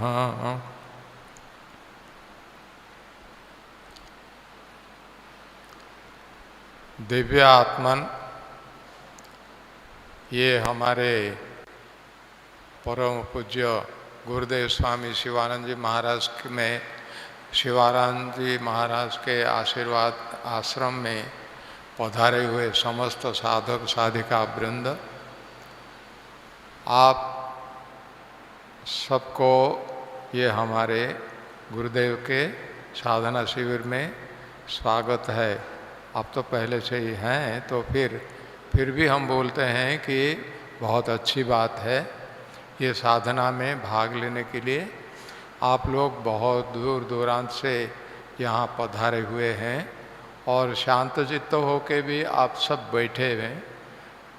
तो भाव के साथ भक्ति के साथ आप सब यहाँ पधारे हुए हैं और स्थित भी हैं, बैठे हुए हैं। ये बहुत अच्छी बात है। ये हम साधना करने के लिए हम आइए, कोई भी बोलेगा ये साधना सप्ताह है इसलिए साधना करना ही है। ये जो साधना होता है, हमको क्यों साधना करनी है, हमें साधना करने की क्या आवश्यकता है, क्या हमें ये जरूरी है, ये सब तो प्रश्न होना चाहिए। और जिसका ये बोलेगा नहीं है ये हमें ज़रूरी है, तब तो हम ये साधना में हम योगदान करेंगे। लेकिन इसका निश्चय आप लोगों ने पहले ही कर लिया है, इसलिए आप सब यहाँ पधारे हुए हैं। ये हमारे 7 दिन का जो साधना शिविर होता है, साधना सप्ताह, उसमें आप लोग जो ने भाग लिया है, बड़े ही अच्छी बात है, ये सराहना की बात है। हम संसार में सब हैं। संसार में हमें जो ये होता है कि संसार जब हैं, संसार का स्वरूप क्या है उसके बारे में भी हमको अच्छी तरह पता होना चाहिए। संसार कैसा है, संसार बहुत बढ़िया है, बढ़िया चीज़ है। साधारणतः यही हमारे होता है, संसार में सब कुछ मिलता है, खाने पीने में और रहने के लिए सब हर तरह से सुविधा होती है। तो ये संसार ये सुख का कारण है हमारा, संसार से हमें सुख मिलता है। और ये भी हम सबके यही इच्छा है कि हम कैसे संसार में जीवन में हम सुख प्राप्त करेंगे। ये हर एक व्यक्ति का ये उसकी आशा होती है और उसका ये लक्ष्य होता है हम कैसे सुख चाहेंगे, क्योंकि सुख हम सब चाहते हैं। हमारा सबको जो दुख होता है किसी को अच्छा नहीं लगता है। हम में से कोई भी नहीं ऐसे कहेगा कि मुझे दुख चाहिए, कोई भी दुख नहीं चाहेगा, और हम सब सुख चाहते हैं ऐसे।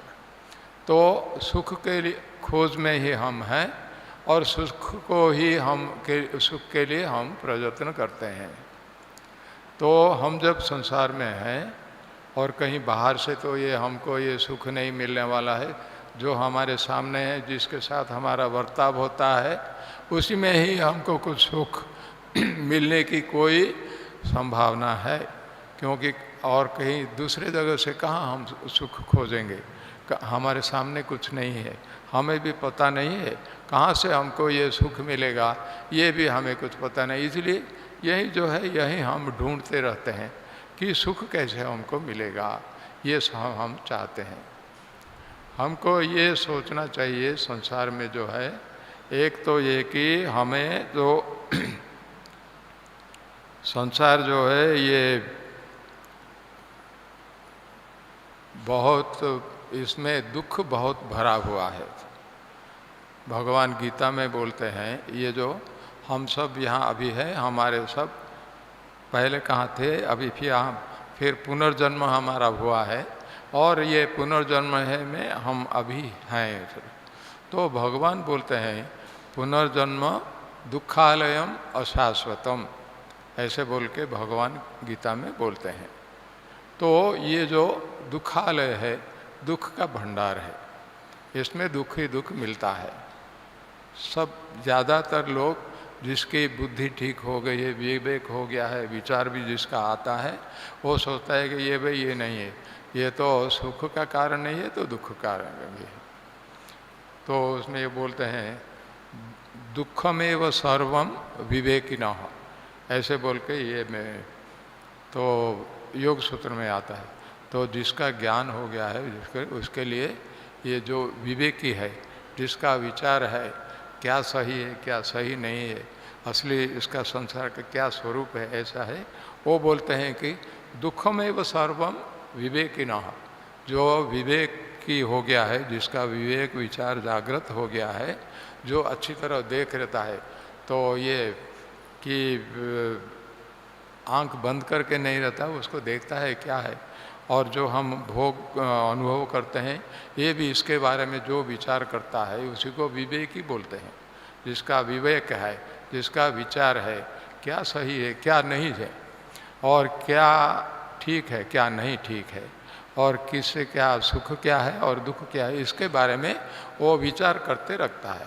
तो ऐसे ही वो बोलते हैं कि तो ऐसा जिसका ऐसे विचार हो गया है और जिसके ये विवेक जागृत हो गया है, वो बोलते हैं कि दुखमेव सर्वम विवेकिनः। इसको हमको सोचना चाहिए।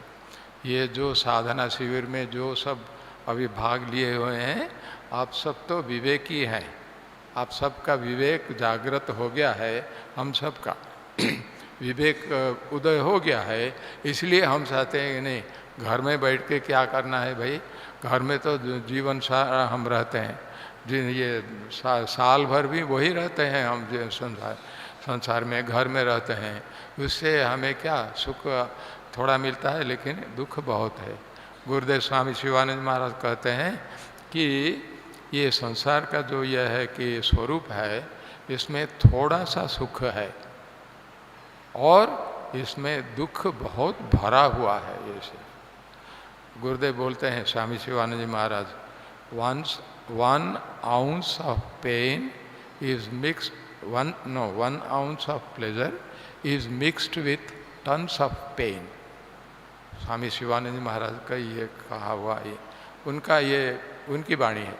तो ये बोलते हैं संसार का जो स्वरूप है, जो हमको सुख जैसे हमको प्रतीत होता है, हम सोचते हैं कि हम सुख प्राप्त करते हैं, ये जो सुख है उसका कारण क्या है, क्या स्वरूप क्या है कि वह एक छटाक इसमें सुख है, लेकिन बहुत सारे कई शेर या तो कई माण जैसा है महण, वो सब उसमें दुख है। ये सब 1 ounce of pleasure is mixed with tons of pen.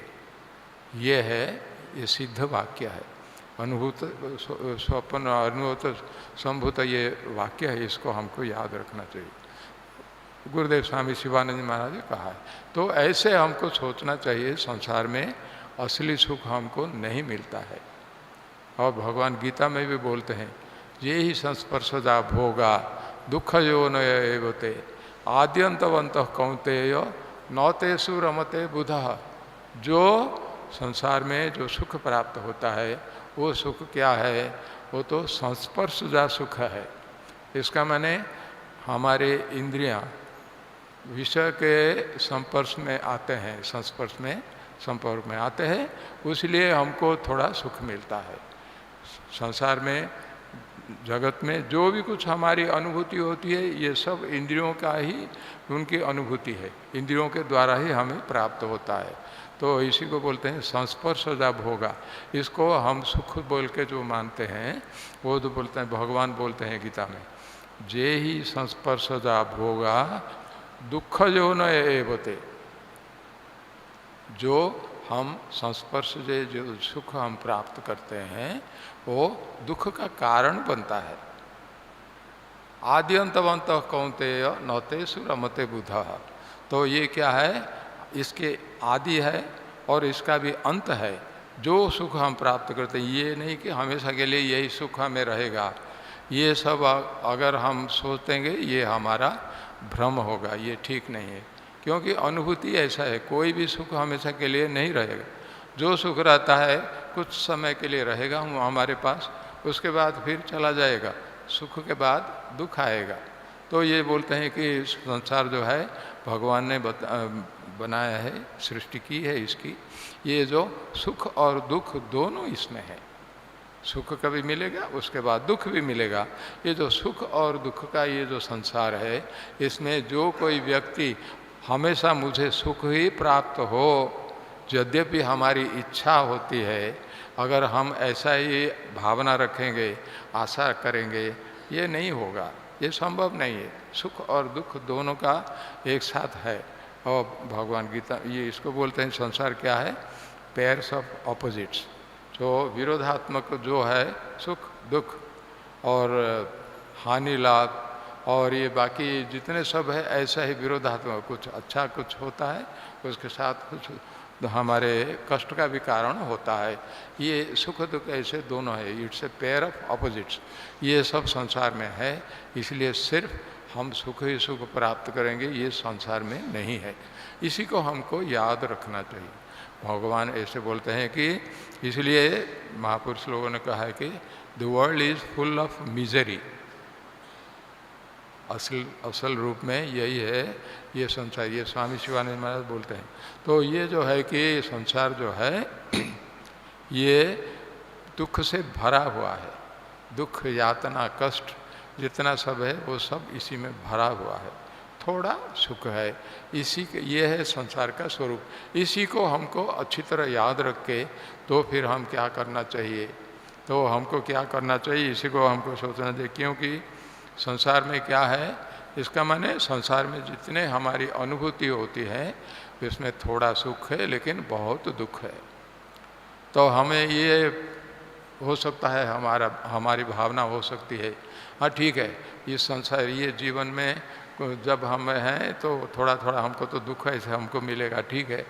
तो जब संसार में हम से पार हो जाएंगे, मृत्यु जब आ जाएगी, हमारी मृत्यु हो जाएगी, क्योंकि संसार में कोई भी हमेशा के लिए नहीं रह सकता है। हम सब एक दिन हम यहाँ से जाना पड़ेगा। एक दिन हमारा जन्म हुआ है, एक दिन हमारी मृत्यु होगी।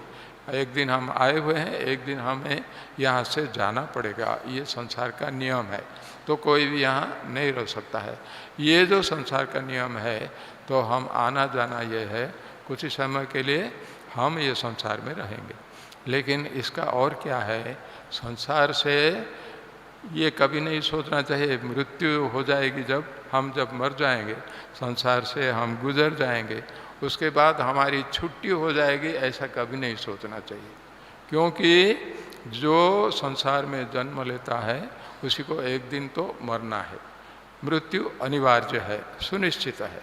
लेकिन ये भी है जो यहाँ मरता है फिर यहाँ इसको आना पड़ता है, ये हमको सोचना चाहिए। भगवान गीता में बोलते हैं जातस्य ही ध्रुवो मृत्युर ध्रुवम जन्म मृतस्य च, ये दोनों भगवान की ये वाणी है। ये कि जो यहाँ जन्म लिया है जिसने, उसी का मृत्यु तो ये अवश्यम भावी है, सुनिश्चित है। लेकिन जो यहाँ से पार हो गया, जिसकी मृत्यु हो गई है, हमें छुट्टी मिल गई है, ये कभी नहीं सोचना चाहिए। जो मृत्यु जिसकी हो गई है उसको फिर से इधर ही आना पड़ेगा। जात से ही ध्रुव मृत्युर ध्रुवम जन्म मृतस्य च, जो यहाँ मरता है फिर से उसको जन्म मिलेगा, पुनर्जन्म फिर से है, ध्रुवम जन्म मृतस्य च, ये संसार का नियम है, ऐसा है। तो फिर क्या है, इसके असर में क्या होता है, हमको हम जन्म लेते हैं, उसके बाद कुछ दिन रहते हैं, एक बार हमारी मृत्यु होती है, मृत्यु के बाद फिर पुनर्जन्म है। और अभी जब संसार में है, हमने तो देख लिया है संसार ये दुखालयम अशाश्वतम, भगवान ने गीता है। तो संसार में दुख ही ज़्यादा हमको भोगता है। एक जन्म में हमने भोग लिया है तो फिर पुनर्जन्म आने से फिर क्या होगा, पुनर्जन्म आने से, पुनर्बार यहाँ आने से हमको वही दुख भोग करना पड़ेगा, ये नियम है। तो ऐसे जन्म के बाद मृत्यु, मृत्यु के बाद पुनर्जन्म, मृत्यु के पुनर्जन्म में फिर दुख, फिर मृत्यु, ऐसा ही हमारा ये यहाँ चक्कर चलता है। इसको जन्म मृत्यु चक्र बोलते हैं, the cycle of births and deaths. ये हमारा सब यही हमारी हालत है, इसी को हमको याद रखना चाहिए। तो फिर क्या है, तो हमें इसका कोई उपाय नहीं, इससे बचना कैसे है।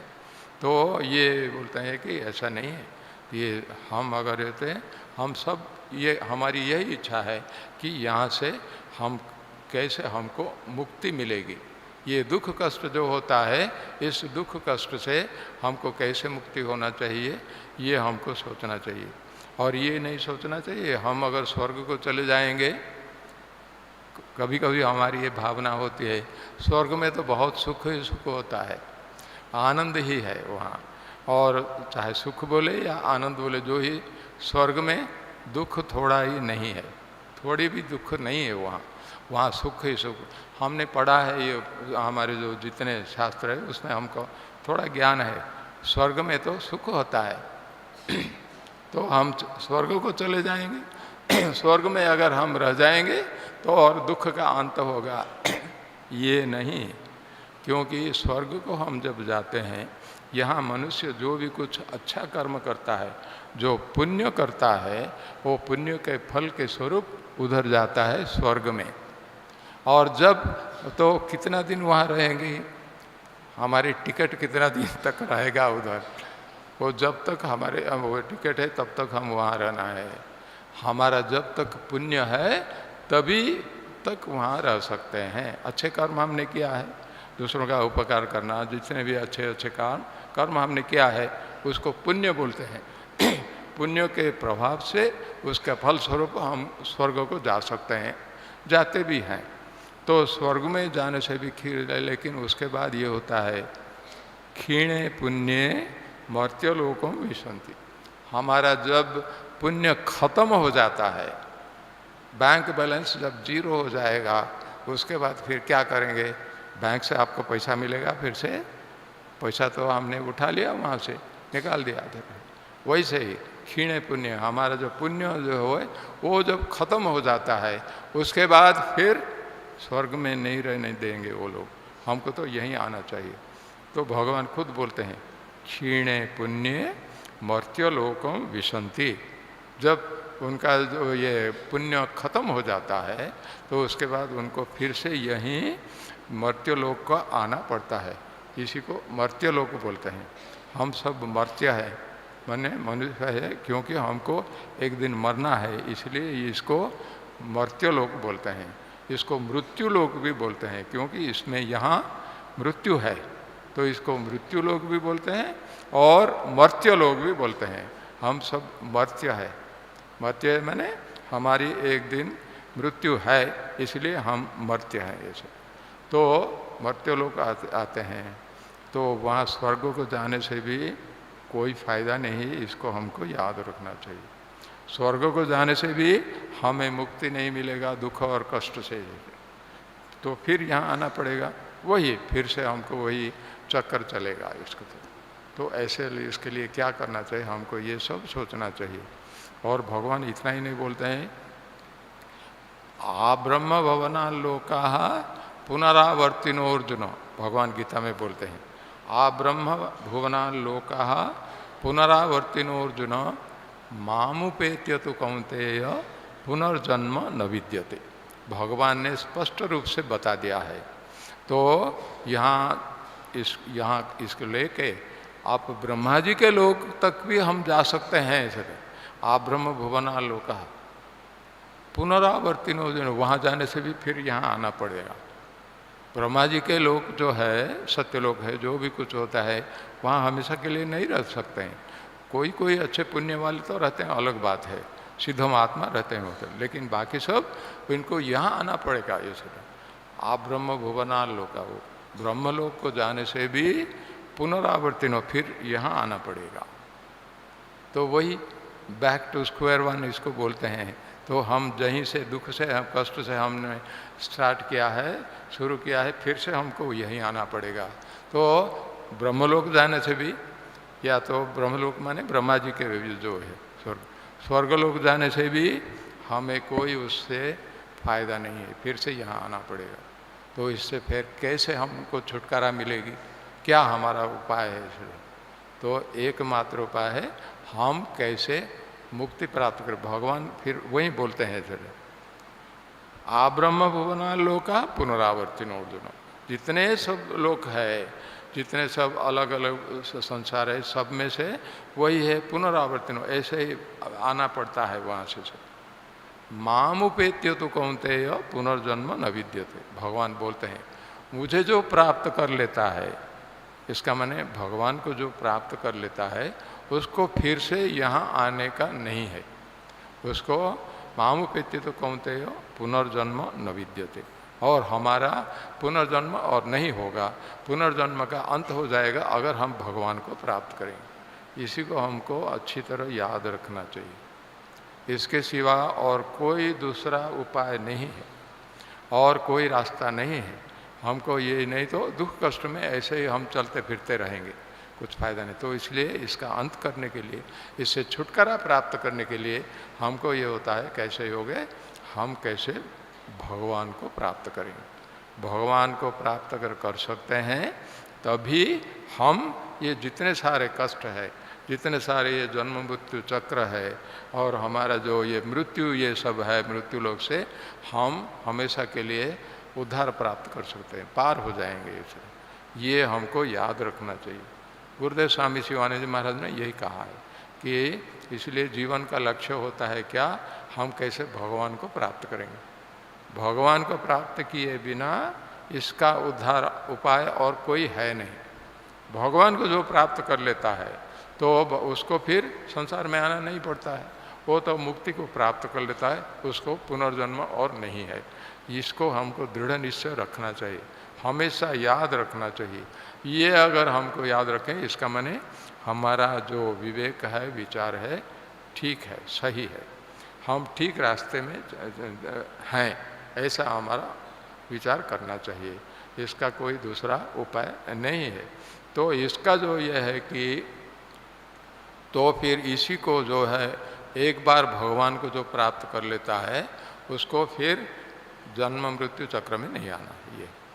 और फिर ये जो है इसी को, इसलिए हमारे जो भगवान इसको बोलते हैं कि जन्म मृत्यु चक्र से जो मुक्ति प्राप्त कर लेता है उसी को मोक्ष बोलते हैं।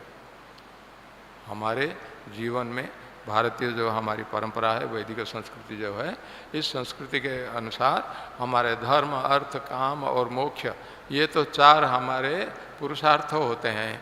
इसके लिए हम जीवन में हमेशा प्राप्त करते हैं, ये प्रयत्न करते हैं, और ये प्राप्त करने से हमारा जीवन पूर्णांग हो जाता है। पूरा के पूरा चार होने से हमारा ये पुरुषार्थ 4 हो जाते हैं, इसलिए इसको पुरुषार्थ चतुष्टय बोलते हैं। ये पुरुषार्थ चतुष्टय जब हम प्राप्त होते हैं तब हमारा जीवन सफल होता है, जीवन हमारा पूर्णांग होता है, इसी को याद रखना। तो संसार में हमको क्या मिलता है? धर्म, अर्थ और काम, ये 3 संसार में मिलते हैं। लेकिन जो मोक्ष जो है, जो कि हमारे लिए सही है, जो हमारे अत्यावश्यक है, वही हमें ही चाहिए, जो है वो संसार में नहीं है। मोक्ष जो होता है इसी को भी याद रखना चाहिए।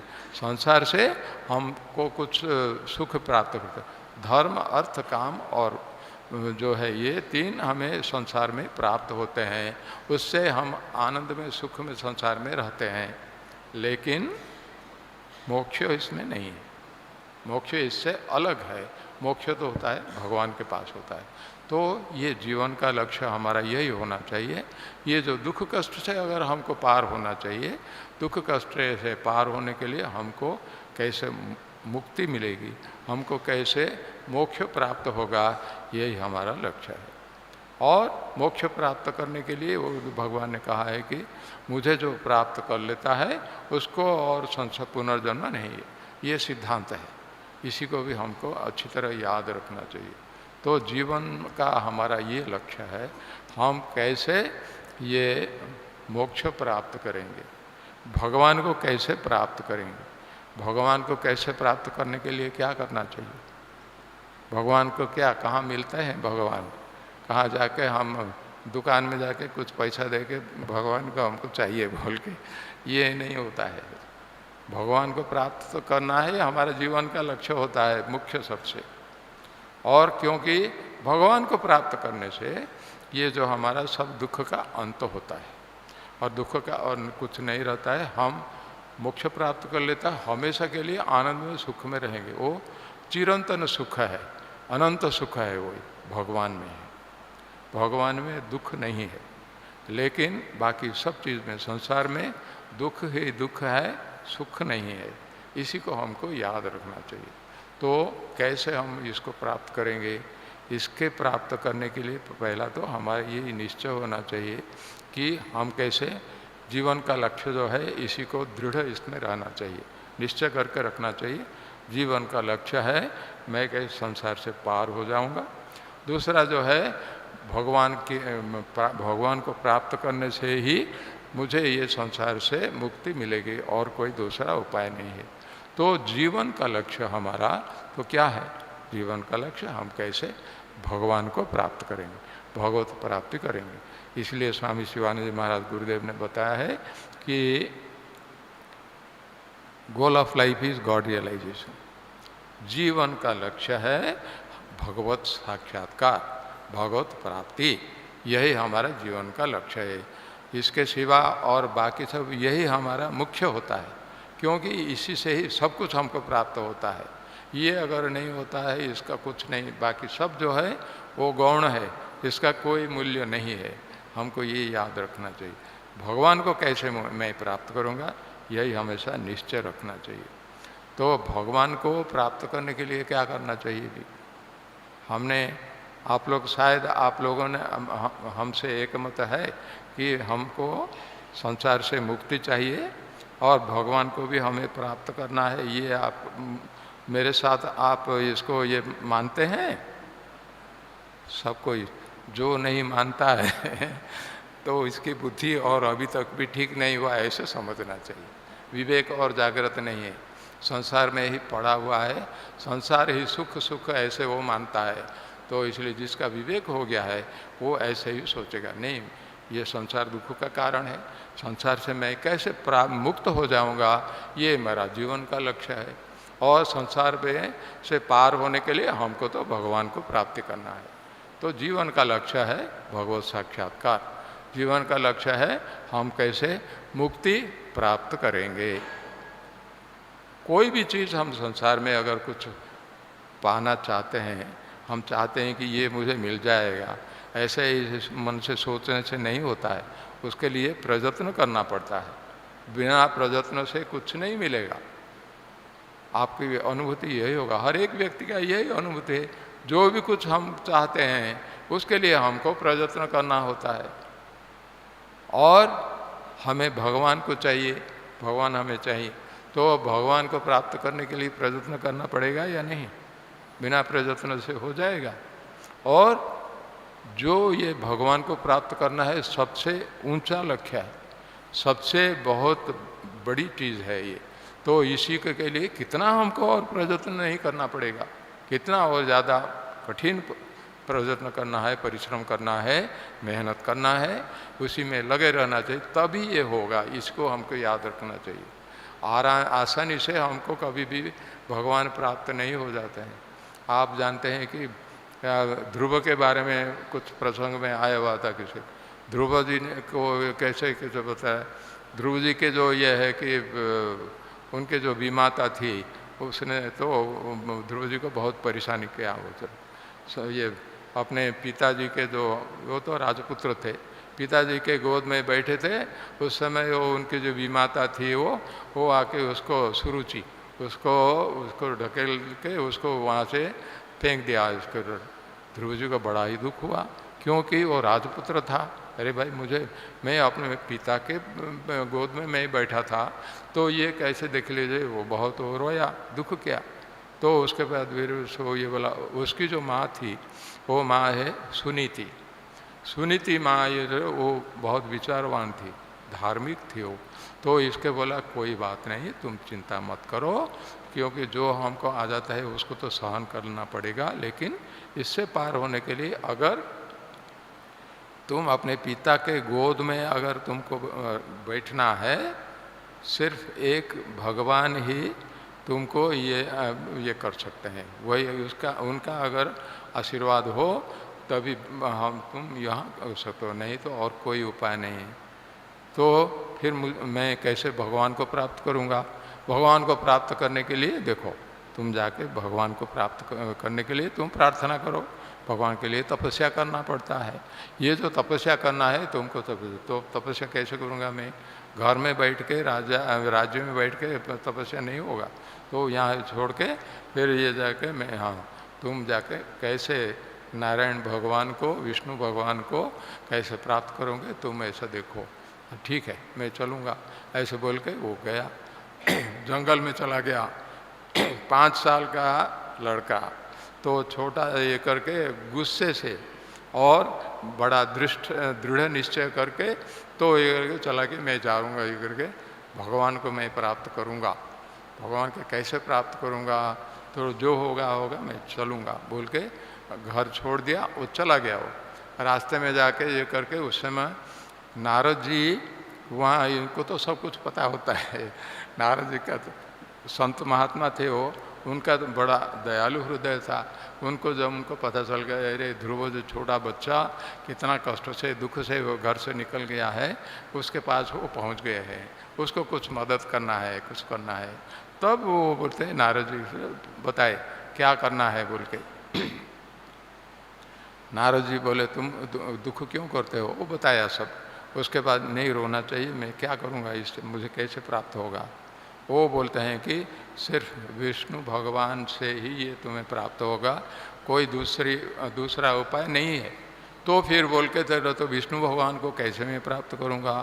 तो उसके बाद उस समय फिर वो नारद जी ने कहा कि देखो, ये जो मंत्र है, आज सुबह वो बोल रहे थे कि वो रामायणी जी, ओम नमो भगवते वासुदेवाय, उसका जब वो ये बोल रहे थे कि ध्रुव जी को वही मंत्र उनको दिया है, ओम नमो भगवते वासुदेवाय। ये जो मंत्र है भगवान का, इसी को तुम जाप करो। इसको जाप करने से भगवान जरूर आएंगे।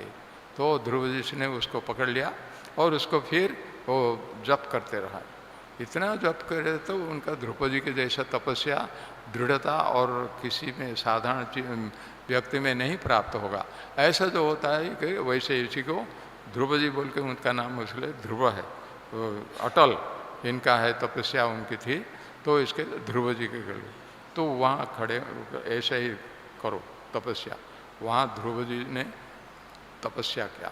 छोटा 5 साल का लड़का बच्चा जंगल में जाके वहीं बैठ के वो जो तपस्या उन्होंने किया था, उसी तपस्या के कारण भगवान नारायण प्रसन्न हो गए और उसके या कर आँख बंद करके वो जप कर रहा था, तो नारायण भगवान उसके सामने आके खड़े हो गए हैं। वह कहे ध्रुव जी को मैं थोड़ा आशीर्वाद करूं बोल के आए वो, वहाँ उनके सामने खड़े हो गए भगवान। और लेकिन ये तो इसका मन तो उनके नारायण के ही ध्यान करके वहाँ जप करता था। वो जप कर रहे थे उस समय करके, तो उनको पता नहीं है सामने, तो भगवान फिर उसको थोड़ा स्पर्श भगवान ने किया। उसके बाद उसको मैं यहाँ खड़ा हूँ तुम्हारे सामने बोल के ध्रुव जी को भगवान ने बताया। तो फिर उसके बाद उनका दर्शन हुआ।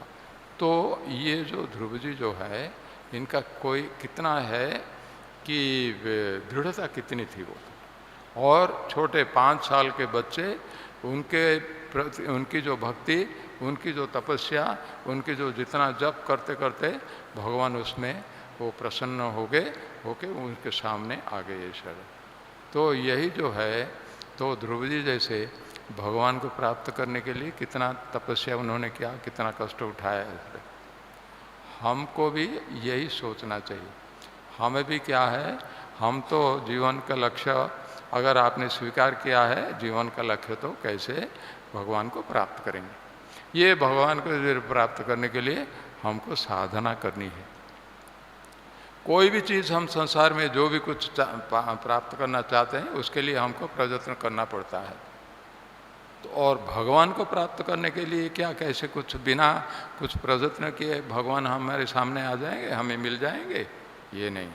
और ये तो सबसे बड़ा कठिन है, भगवान को प्राप्त करना। सबसे जितने हमारे पुरुषार्थ है, हमारे जितने भी लक्ष्य है, सबसे वही उत्तम है, श्रेष्ठ है और कठिन भी है। इसी को हमको याद रखना चाहिए। तो भगवान को प्राप्त करने के लिए हमको भी वैसे ही प्रयत्न करना पड़ेगा। संसार से पार होने के लिए, मुक्ति प्राप्त करने के लिए भी हमको वैसे ही दृढ़ता से हमको वैसी उतना ही हमको तपस्या करनी है, हमको साधना करनी है, प्रयत्न करना है। ये सब हमको अच्छी तरह याद रखना चाहिए। ऐसे ही धीरे धीरे ऐसे करके तो eat and drink and B Mary ऐसे करने से साधना नहीं होगी। भगवान को प्राप्त करने के लिए कितनी दृढ़ता से हमको ऐसे प्रयत्न करना है। ये जो प्रयत्न करना है भगवान को प्राप्त करने के लिए, इसी को साधना बोलते हैं। हम सबको वही साधना ही करना है। कोई भी संसार में चीज़ हम प्राप्त करना चाहते हैं, उसके लिए तो प्रयत्न करता है, वो भी एक तरह का साधना होता है। लेकिन ये जो है भगवान को प्राप्त करने के लिए सबसे ऊंची साधना है, सबसे कठिन साधना है, और सबसे भी एकाग्रता के साथ इसको लगे रहना है, तभी भगवान को प्राप्त कर सकते हैं। जैसे ध्रुव जी, उनको कितना करना पड़ा, उसके बाद तभी भगवान वहाँ आए। ध्रुव जी के तपस्या जो इतना तपस्या उन्होंने किया है, कुछ दिन तो ऐसे करके मैं कुछ खाना नहीं खाऊंगा, पहले बंद कर दिया खाना। उसके बाद फिर यह क्या कि जो पेड़ में जो पत्ता होता था, वो पत्ता लेके कुछ दिन वो रहे। पेड़ जब पत्ता हो गया, पत्ता लिया है, पत्ता खा के वो रहते थे वो। उसके बाद बोले नहीं इससे नहीं होगा, पत्ता खाना भी छोड़ दिया, बिना खा के सिर्फ ऐसा रहे। फिर कैसे रहेंगे, अपनी जो सांस है, सांस से ही मैं मेरा जीवन धारण करूँगा, सांस ही मेरा एकमात्र हेतु है, उसी के ऐसे उन्होंने किया है। उसके बाद फिर भगवान नहीं आए, तो फिर क्या करेंगे वो, तो फिर बोले ठीक है हम सांस बंद कर देंगे। नहीं ना, अगर मैं सांस बंद कर दूंगा तो और उससे ज़्यादा मैं क्या कर सकता हूँ। वो ध्रुव जी ने जब अपनी सांस बंद कर दी, उस समय क्या होगा, क्या हुआ, सारे के सारे संसार में जितने सब प्राणी है वो भी और सांस नहीं ले पाए। इतना ही हुआ कि पूरा जो ये है कि वातावरण है, वायुमंडल जो है वो सब बंद हो गया, और देवता लोग को भी परेशानी हुई है, वो भी सांस नहीं ले पाए। तो वो लोगों ने उसके बाद फिर कहा कि हम तो अभी सांस नहीं ले पाएंगे, कैसे हम रहेंगे, इसके लिए क्या करना है। देवता को पता चल गया कि ये ध्रुव जी वहाँ तपस्या कर रहे हैं, उसके कारण ही ये होता है। तो इसके वो लोग सब विष्णु भगवान के पास गए, नारायण भगवान के, उनसे प्रार्थना की है आप कुछ करिए, नहीं तो हम अभी सांस नहीं ले पा रहे हैं, हम क्या करेंगे। तो उस समय ये करे, भगवान बोले ठीक है कोई बात नहीं, ये ध्रुव जी तो तपस्या कर रहे हैं मैं तो विष्णु भगवान खुद उनके सामने आए, उनको जब सामने, उसके बाद वो जब उनका ये जो तपस्या उन्होंने बंद किया तो सांस लेते रहे, उसके बाद तभी सब लोग, देवता लोग भी सांस लेना तो उनका संभव हुआ है, ऐसा समझना चाहिए। तो ध्रुव जी की तपस्या कितनी बड़ी है और इनकी दृढ़ता कितनी है, ये हमको सोचना चाहिए। और भगवान को प्राप्त करने के लिए उनको कितना तपस्या, कितना कठिन परिश्रम करना पड़ा, मेहनत करना पड़ा, और हमको भी वही सोचना होगा। ये बिना भगवान को हम प्राप्त नहीं कर सकते हैं। नहीं तो हम रहेंगे, खाएंगे पिएंगे, ऐसे करके हमारा जीवन ऐसा ही चलता रहेगा। और जीवन का ऐसे चलते रहने से क्या इसमें हर्जा है, क्या इसमें हर्जा है? फिर मृत्यु है, उसके बाद फिर पुनर्जन्म है, इसके बाद अभी जो हम दुख कष्ट भोग कर रहे हैं, फिर संसार में आने से फिर वही दुख कष्ट भोग कर रहे हैं। तो दुख कष्ट ही हम भोगते रहेंगे हमेशा के लिए। इसी को पार करने के लिए भगवान को प्राप्त करना है। भगवान को प्राप्त करने से हमको मुक्ति मिल जाएगी, मोक्ष मिलेगा। ये मोक्ष मिलने से जन्म मृत्यु चक्र जो है उसी से हम हमेशा के लिए पार हो जाएंगे। एक बार अगर भगवान को प्राप्त कर लेंगे तो हमें मोक्ष मिलेगा। यही हमारा जीवन का लक्ष्य है। तो इसी के लिए कैसे होगा? साधना करनी है। भगवान को प्राप्त करने के लिए जो भी कुछ हम करेंगे वो सबसे ऊंची साधना है, ऊंची प्रचेष्टा है। तो वही साधना हमको करना चाहिए, करना होगा। बिना साधना से ये भगवान को प्राप्त हम नहीं कर सकते हैं, संसार से हम मुक्ति प्राप्त नहीं कर सकते हैं। इसी को हमको अच्छी तरह याद रखना चाहिए। और इसलिए जीवन का हमारा एकमात्र लक्ष्य है कि कैसे हम साधना करें और कैसे इसी जन्म में ही भगवान को हम प्राप्त करेंगे। हम ये नहीं सोचना चाहिए अगर इस जन्म में नहीं होता तो अगले जन्म में हम करेंगे, कर लेंगे, उसमें क्या है अगले जन्म में, ऐसा कभी नहीं सोचना चाहिए। अगले जन्म में हमको फिर से संसार में हमको मौका मिलेगा, कोई बोल सकता है? और पुनर्जन्म होने से अगले जन्म में क्या होगा? कुछ भी हो सकता है।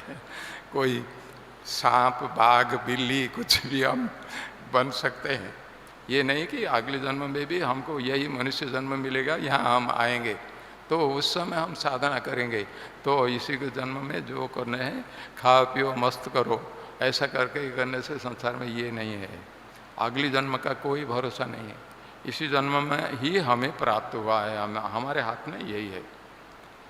तो गुरुदेव स्वामी शिवानंद जी महाराज बोलते हैं कि it is difficult to get a human birth, therefore try your best to realize in this birth. क्योंकि हमने ये स्वीकार कर लिया, ग्रहण किया है, बिना भगवान से मुक्ति नहीं मिलेगी। और ये भी बोलते हैं कि मनुष्य जन्म में ही साधना कर सकते हैं। मनुष्य जन्म के सिवा और कोई दूसरा प्राणी का ये अधिकार नहीं है। मनुष्य के सिवा कौन होते हैं? ये देवता लोग होते हैं। देवता लोग क्या है? साधना करते हैं, वो तो मौज मजलिस में रहते हैं, सुख लेते हैं, वहाँ से साधना नहीं कर सकते हैं। देवता लोगों के लिए भी मुक्ति नहीं है, मोक्ष नहीं है, और उनको भी यहाँ आना पड़ेगा। अगर मुक्ति चाहिए तो मर्त्य लोक में उनको जन्म लेना पड़ेगा। तो इसलिए देवता लोग भी बहुत ही तरस रहे हैं कैसे हमें मर्त्य लोक में हमें जन्म मिलेगा, तब हम कुछ कर सकते हैं साधना के लिए, मुक्ति के लिए। देवता लोग की भी यही हाल है। और बाकी जो छोटे ये इतने इतर प्राणी जो है कि जो क्या पशु पक्षी कीट पतंग, जो बाघ बिल्ली, ये जब कुछ है उनका तो ज्ञान नहीं है, वो क्या साधना करेंगे? उनके लिए भी ये संभव नहीं है। ये सिर्फ मनुष्य का ही ये अधिकार है, मनुष्य के लिए ही ये संभव है।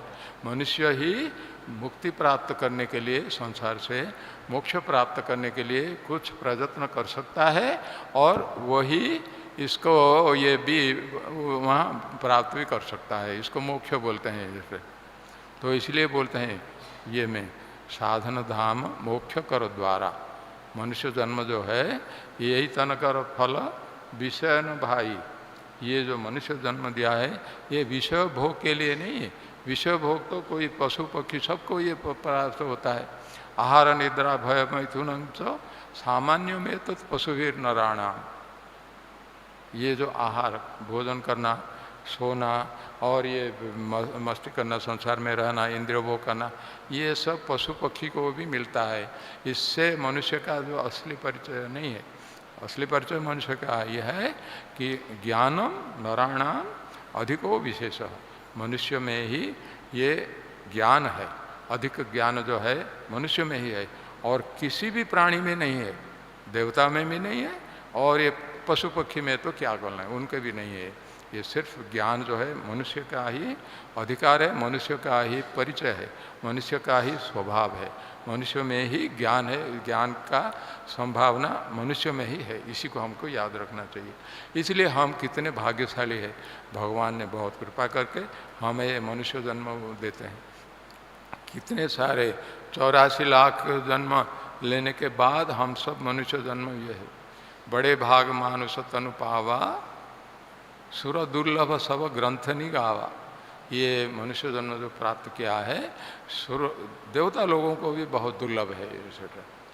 और फिर बोलते हैं यही तन कर फल विषय न भाई स्वर्ग स्वल्प अंत दुखदाई। ये जो है रामायण में बोलते हैं कि ये मनुष्य शरीर का सुख भोग करने के लिए ये नहीं है। और क्योंकि ये स्वर्ग को जाने से भी फिर से उनको दुख कष्ट भोग करना पड़ेगा, ये मनुष्य संसार में आएंगे। ऐसा जो है तो मनुष्य जन्म, इसलिए विषय भोग करने के लिए मनुष्य जन्म नहीं, संसार में जीवन धारण करके रहने के लिए जितना आवश्यक है वैसे तो हमको रहना पड़ेगा। जीवन का ठीक से रहना है, अच्छी तरह, ठीक अच्छी बात उतना ही, उससे ज़्यादा नहीं।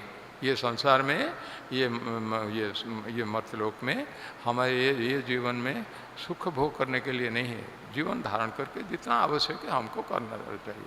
और बाकी जीवन का लक्ष्य जो है कैसे भगवान को प्राप्त करना है। मोक्ष कैसे प्राप्त करेंगे, भगवान की भक्ति होगी और कैसे हमेशा के लिए संसार से मुक्ति प्राप्त कर लेंगे, यही हमारा जीवन का लक्ष्य है। ये समझना चाहिए, साधना का यही लक्ष्य होता है। दूसरी बात है बिना साधना से ये संभव नहीं है, ये भी हमको याद रखना चाहिए। तो जीवन का एकमात्र लक्ष्य है, मनुष्य जन्म भगवान ने हमें दिया है, हम कैसे साधना करेंगे। साधना करने के लिए भगवान हमको ये मनुष्य जन्म भगवान ने दिया है, इसी का अच्छा उपयोग करना चाहिए। अच्छी तरह इसका ये व्यवहार करके, इस्तेमाल करके हम कैसे जीवन का लक्ष्य प्राप्त कर लेंगे, मुक्ति कैसे प्राप्त करें, यही जीवन है। और दूसरी बात है बिना साधना से ये संभव नहीं, इसके लिए साधना करना है। ये साधना करना जो है हमारी जो साधना शिविर है, इसका यही तात्पर्य यही है, इसका लक्ष्य यही है। हम सब इसको याद रखना चाहिए। हमारा जीवन कैसे साधनामय होगा, जीवन का एकमात्र कर्तव्य है। गुरुदेव बोलते हैं साधना करना ही जीवन का एकमात्र कर्तव्य है। जब मनुष्य जन्म का जो उद्देश्य है यही कैसे हम साधना करेंगे, और बाकी सब गौण है, यही मुख्य है। इसी को याद रख के हम कैसे साधना में अग्राधिकार दे के साधना कैसे हम कर सकते हैं, उसी पे पूरा लक्ष्य रखना चाहिए। सब हम धन्य होंगे। सिर्फ साधना के यही जान लेने से ये ठीक पर्याप्त नहीं है, इसको अभ्यास करना चाहिए। जीवन में हमको उतारना होगा इसको, यही हमारा लक्ष्य। ये अगर होगा तो गया तो हम जो साधना शिविर हम अभी योगदान हमने किया है साधना सप्ताह में, ये हमारे लिए ये सफल होगा। यही हमारा जीवन का लक्ष्य जो है, जिसके लिए हम कृतार्थ होंगे, इसी को हमको याद रखना चाहिए। तो यही स्वामी शिवानंद महाराज का ये उपदेश है। सब महापुरुषों का भी यही उपदेश है। भगवान ने भी गीता में वही बोल दिया है।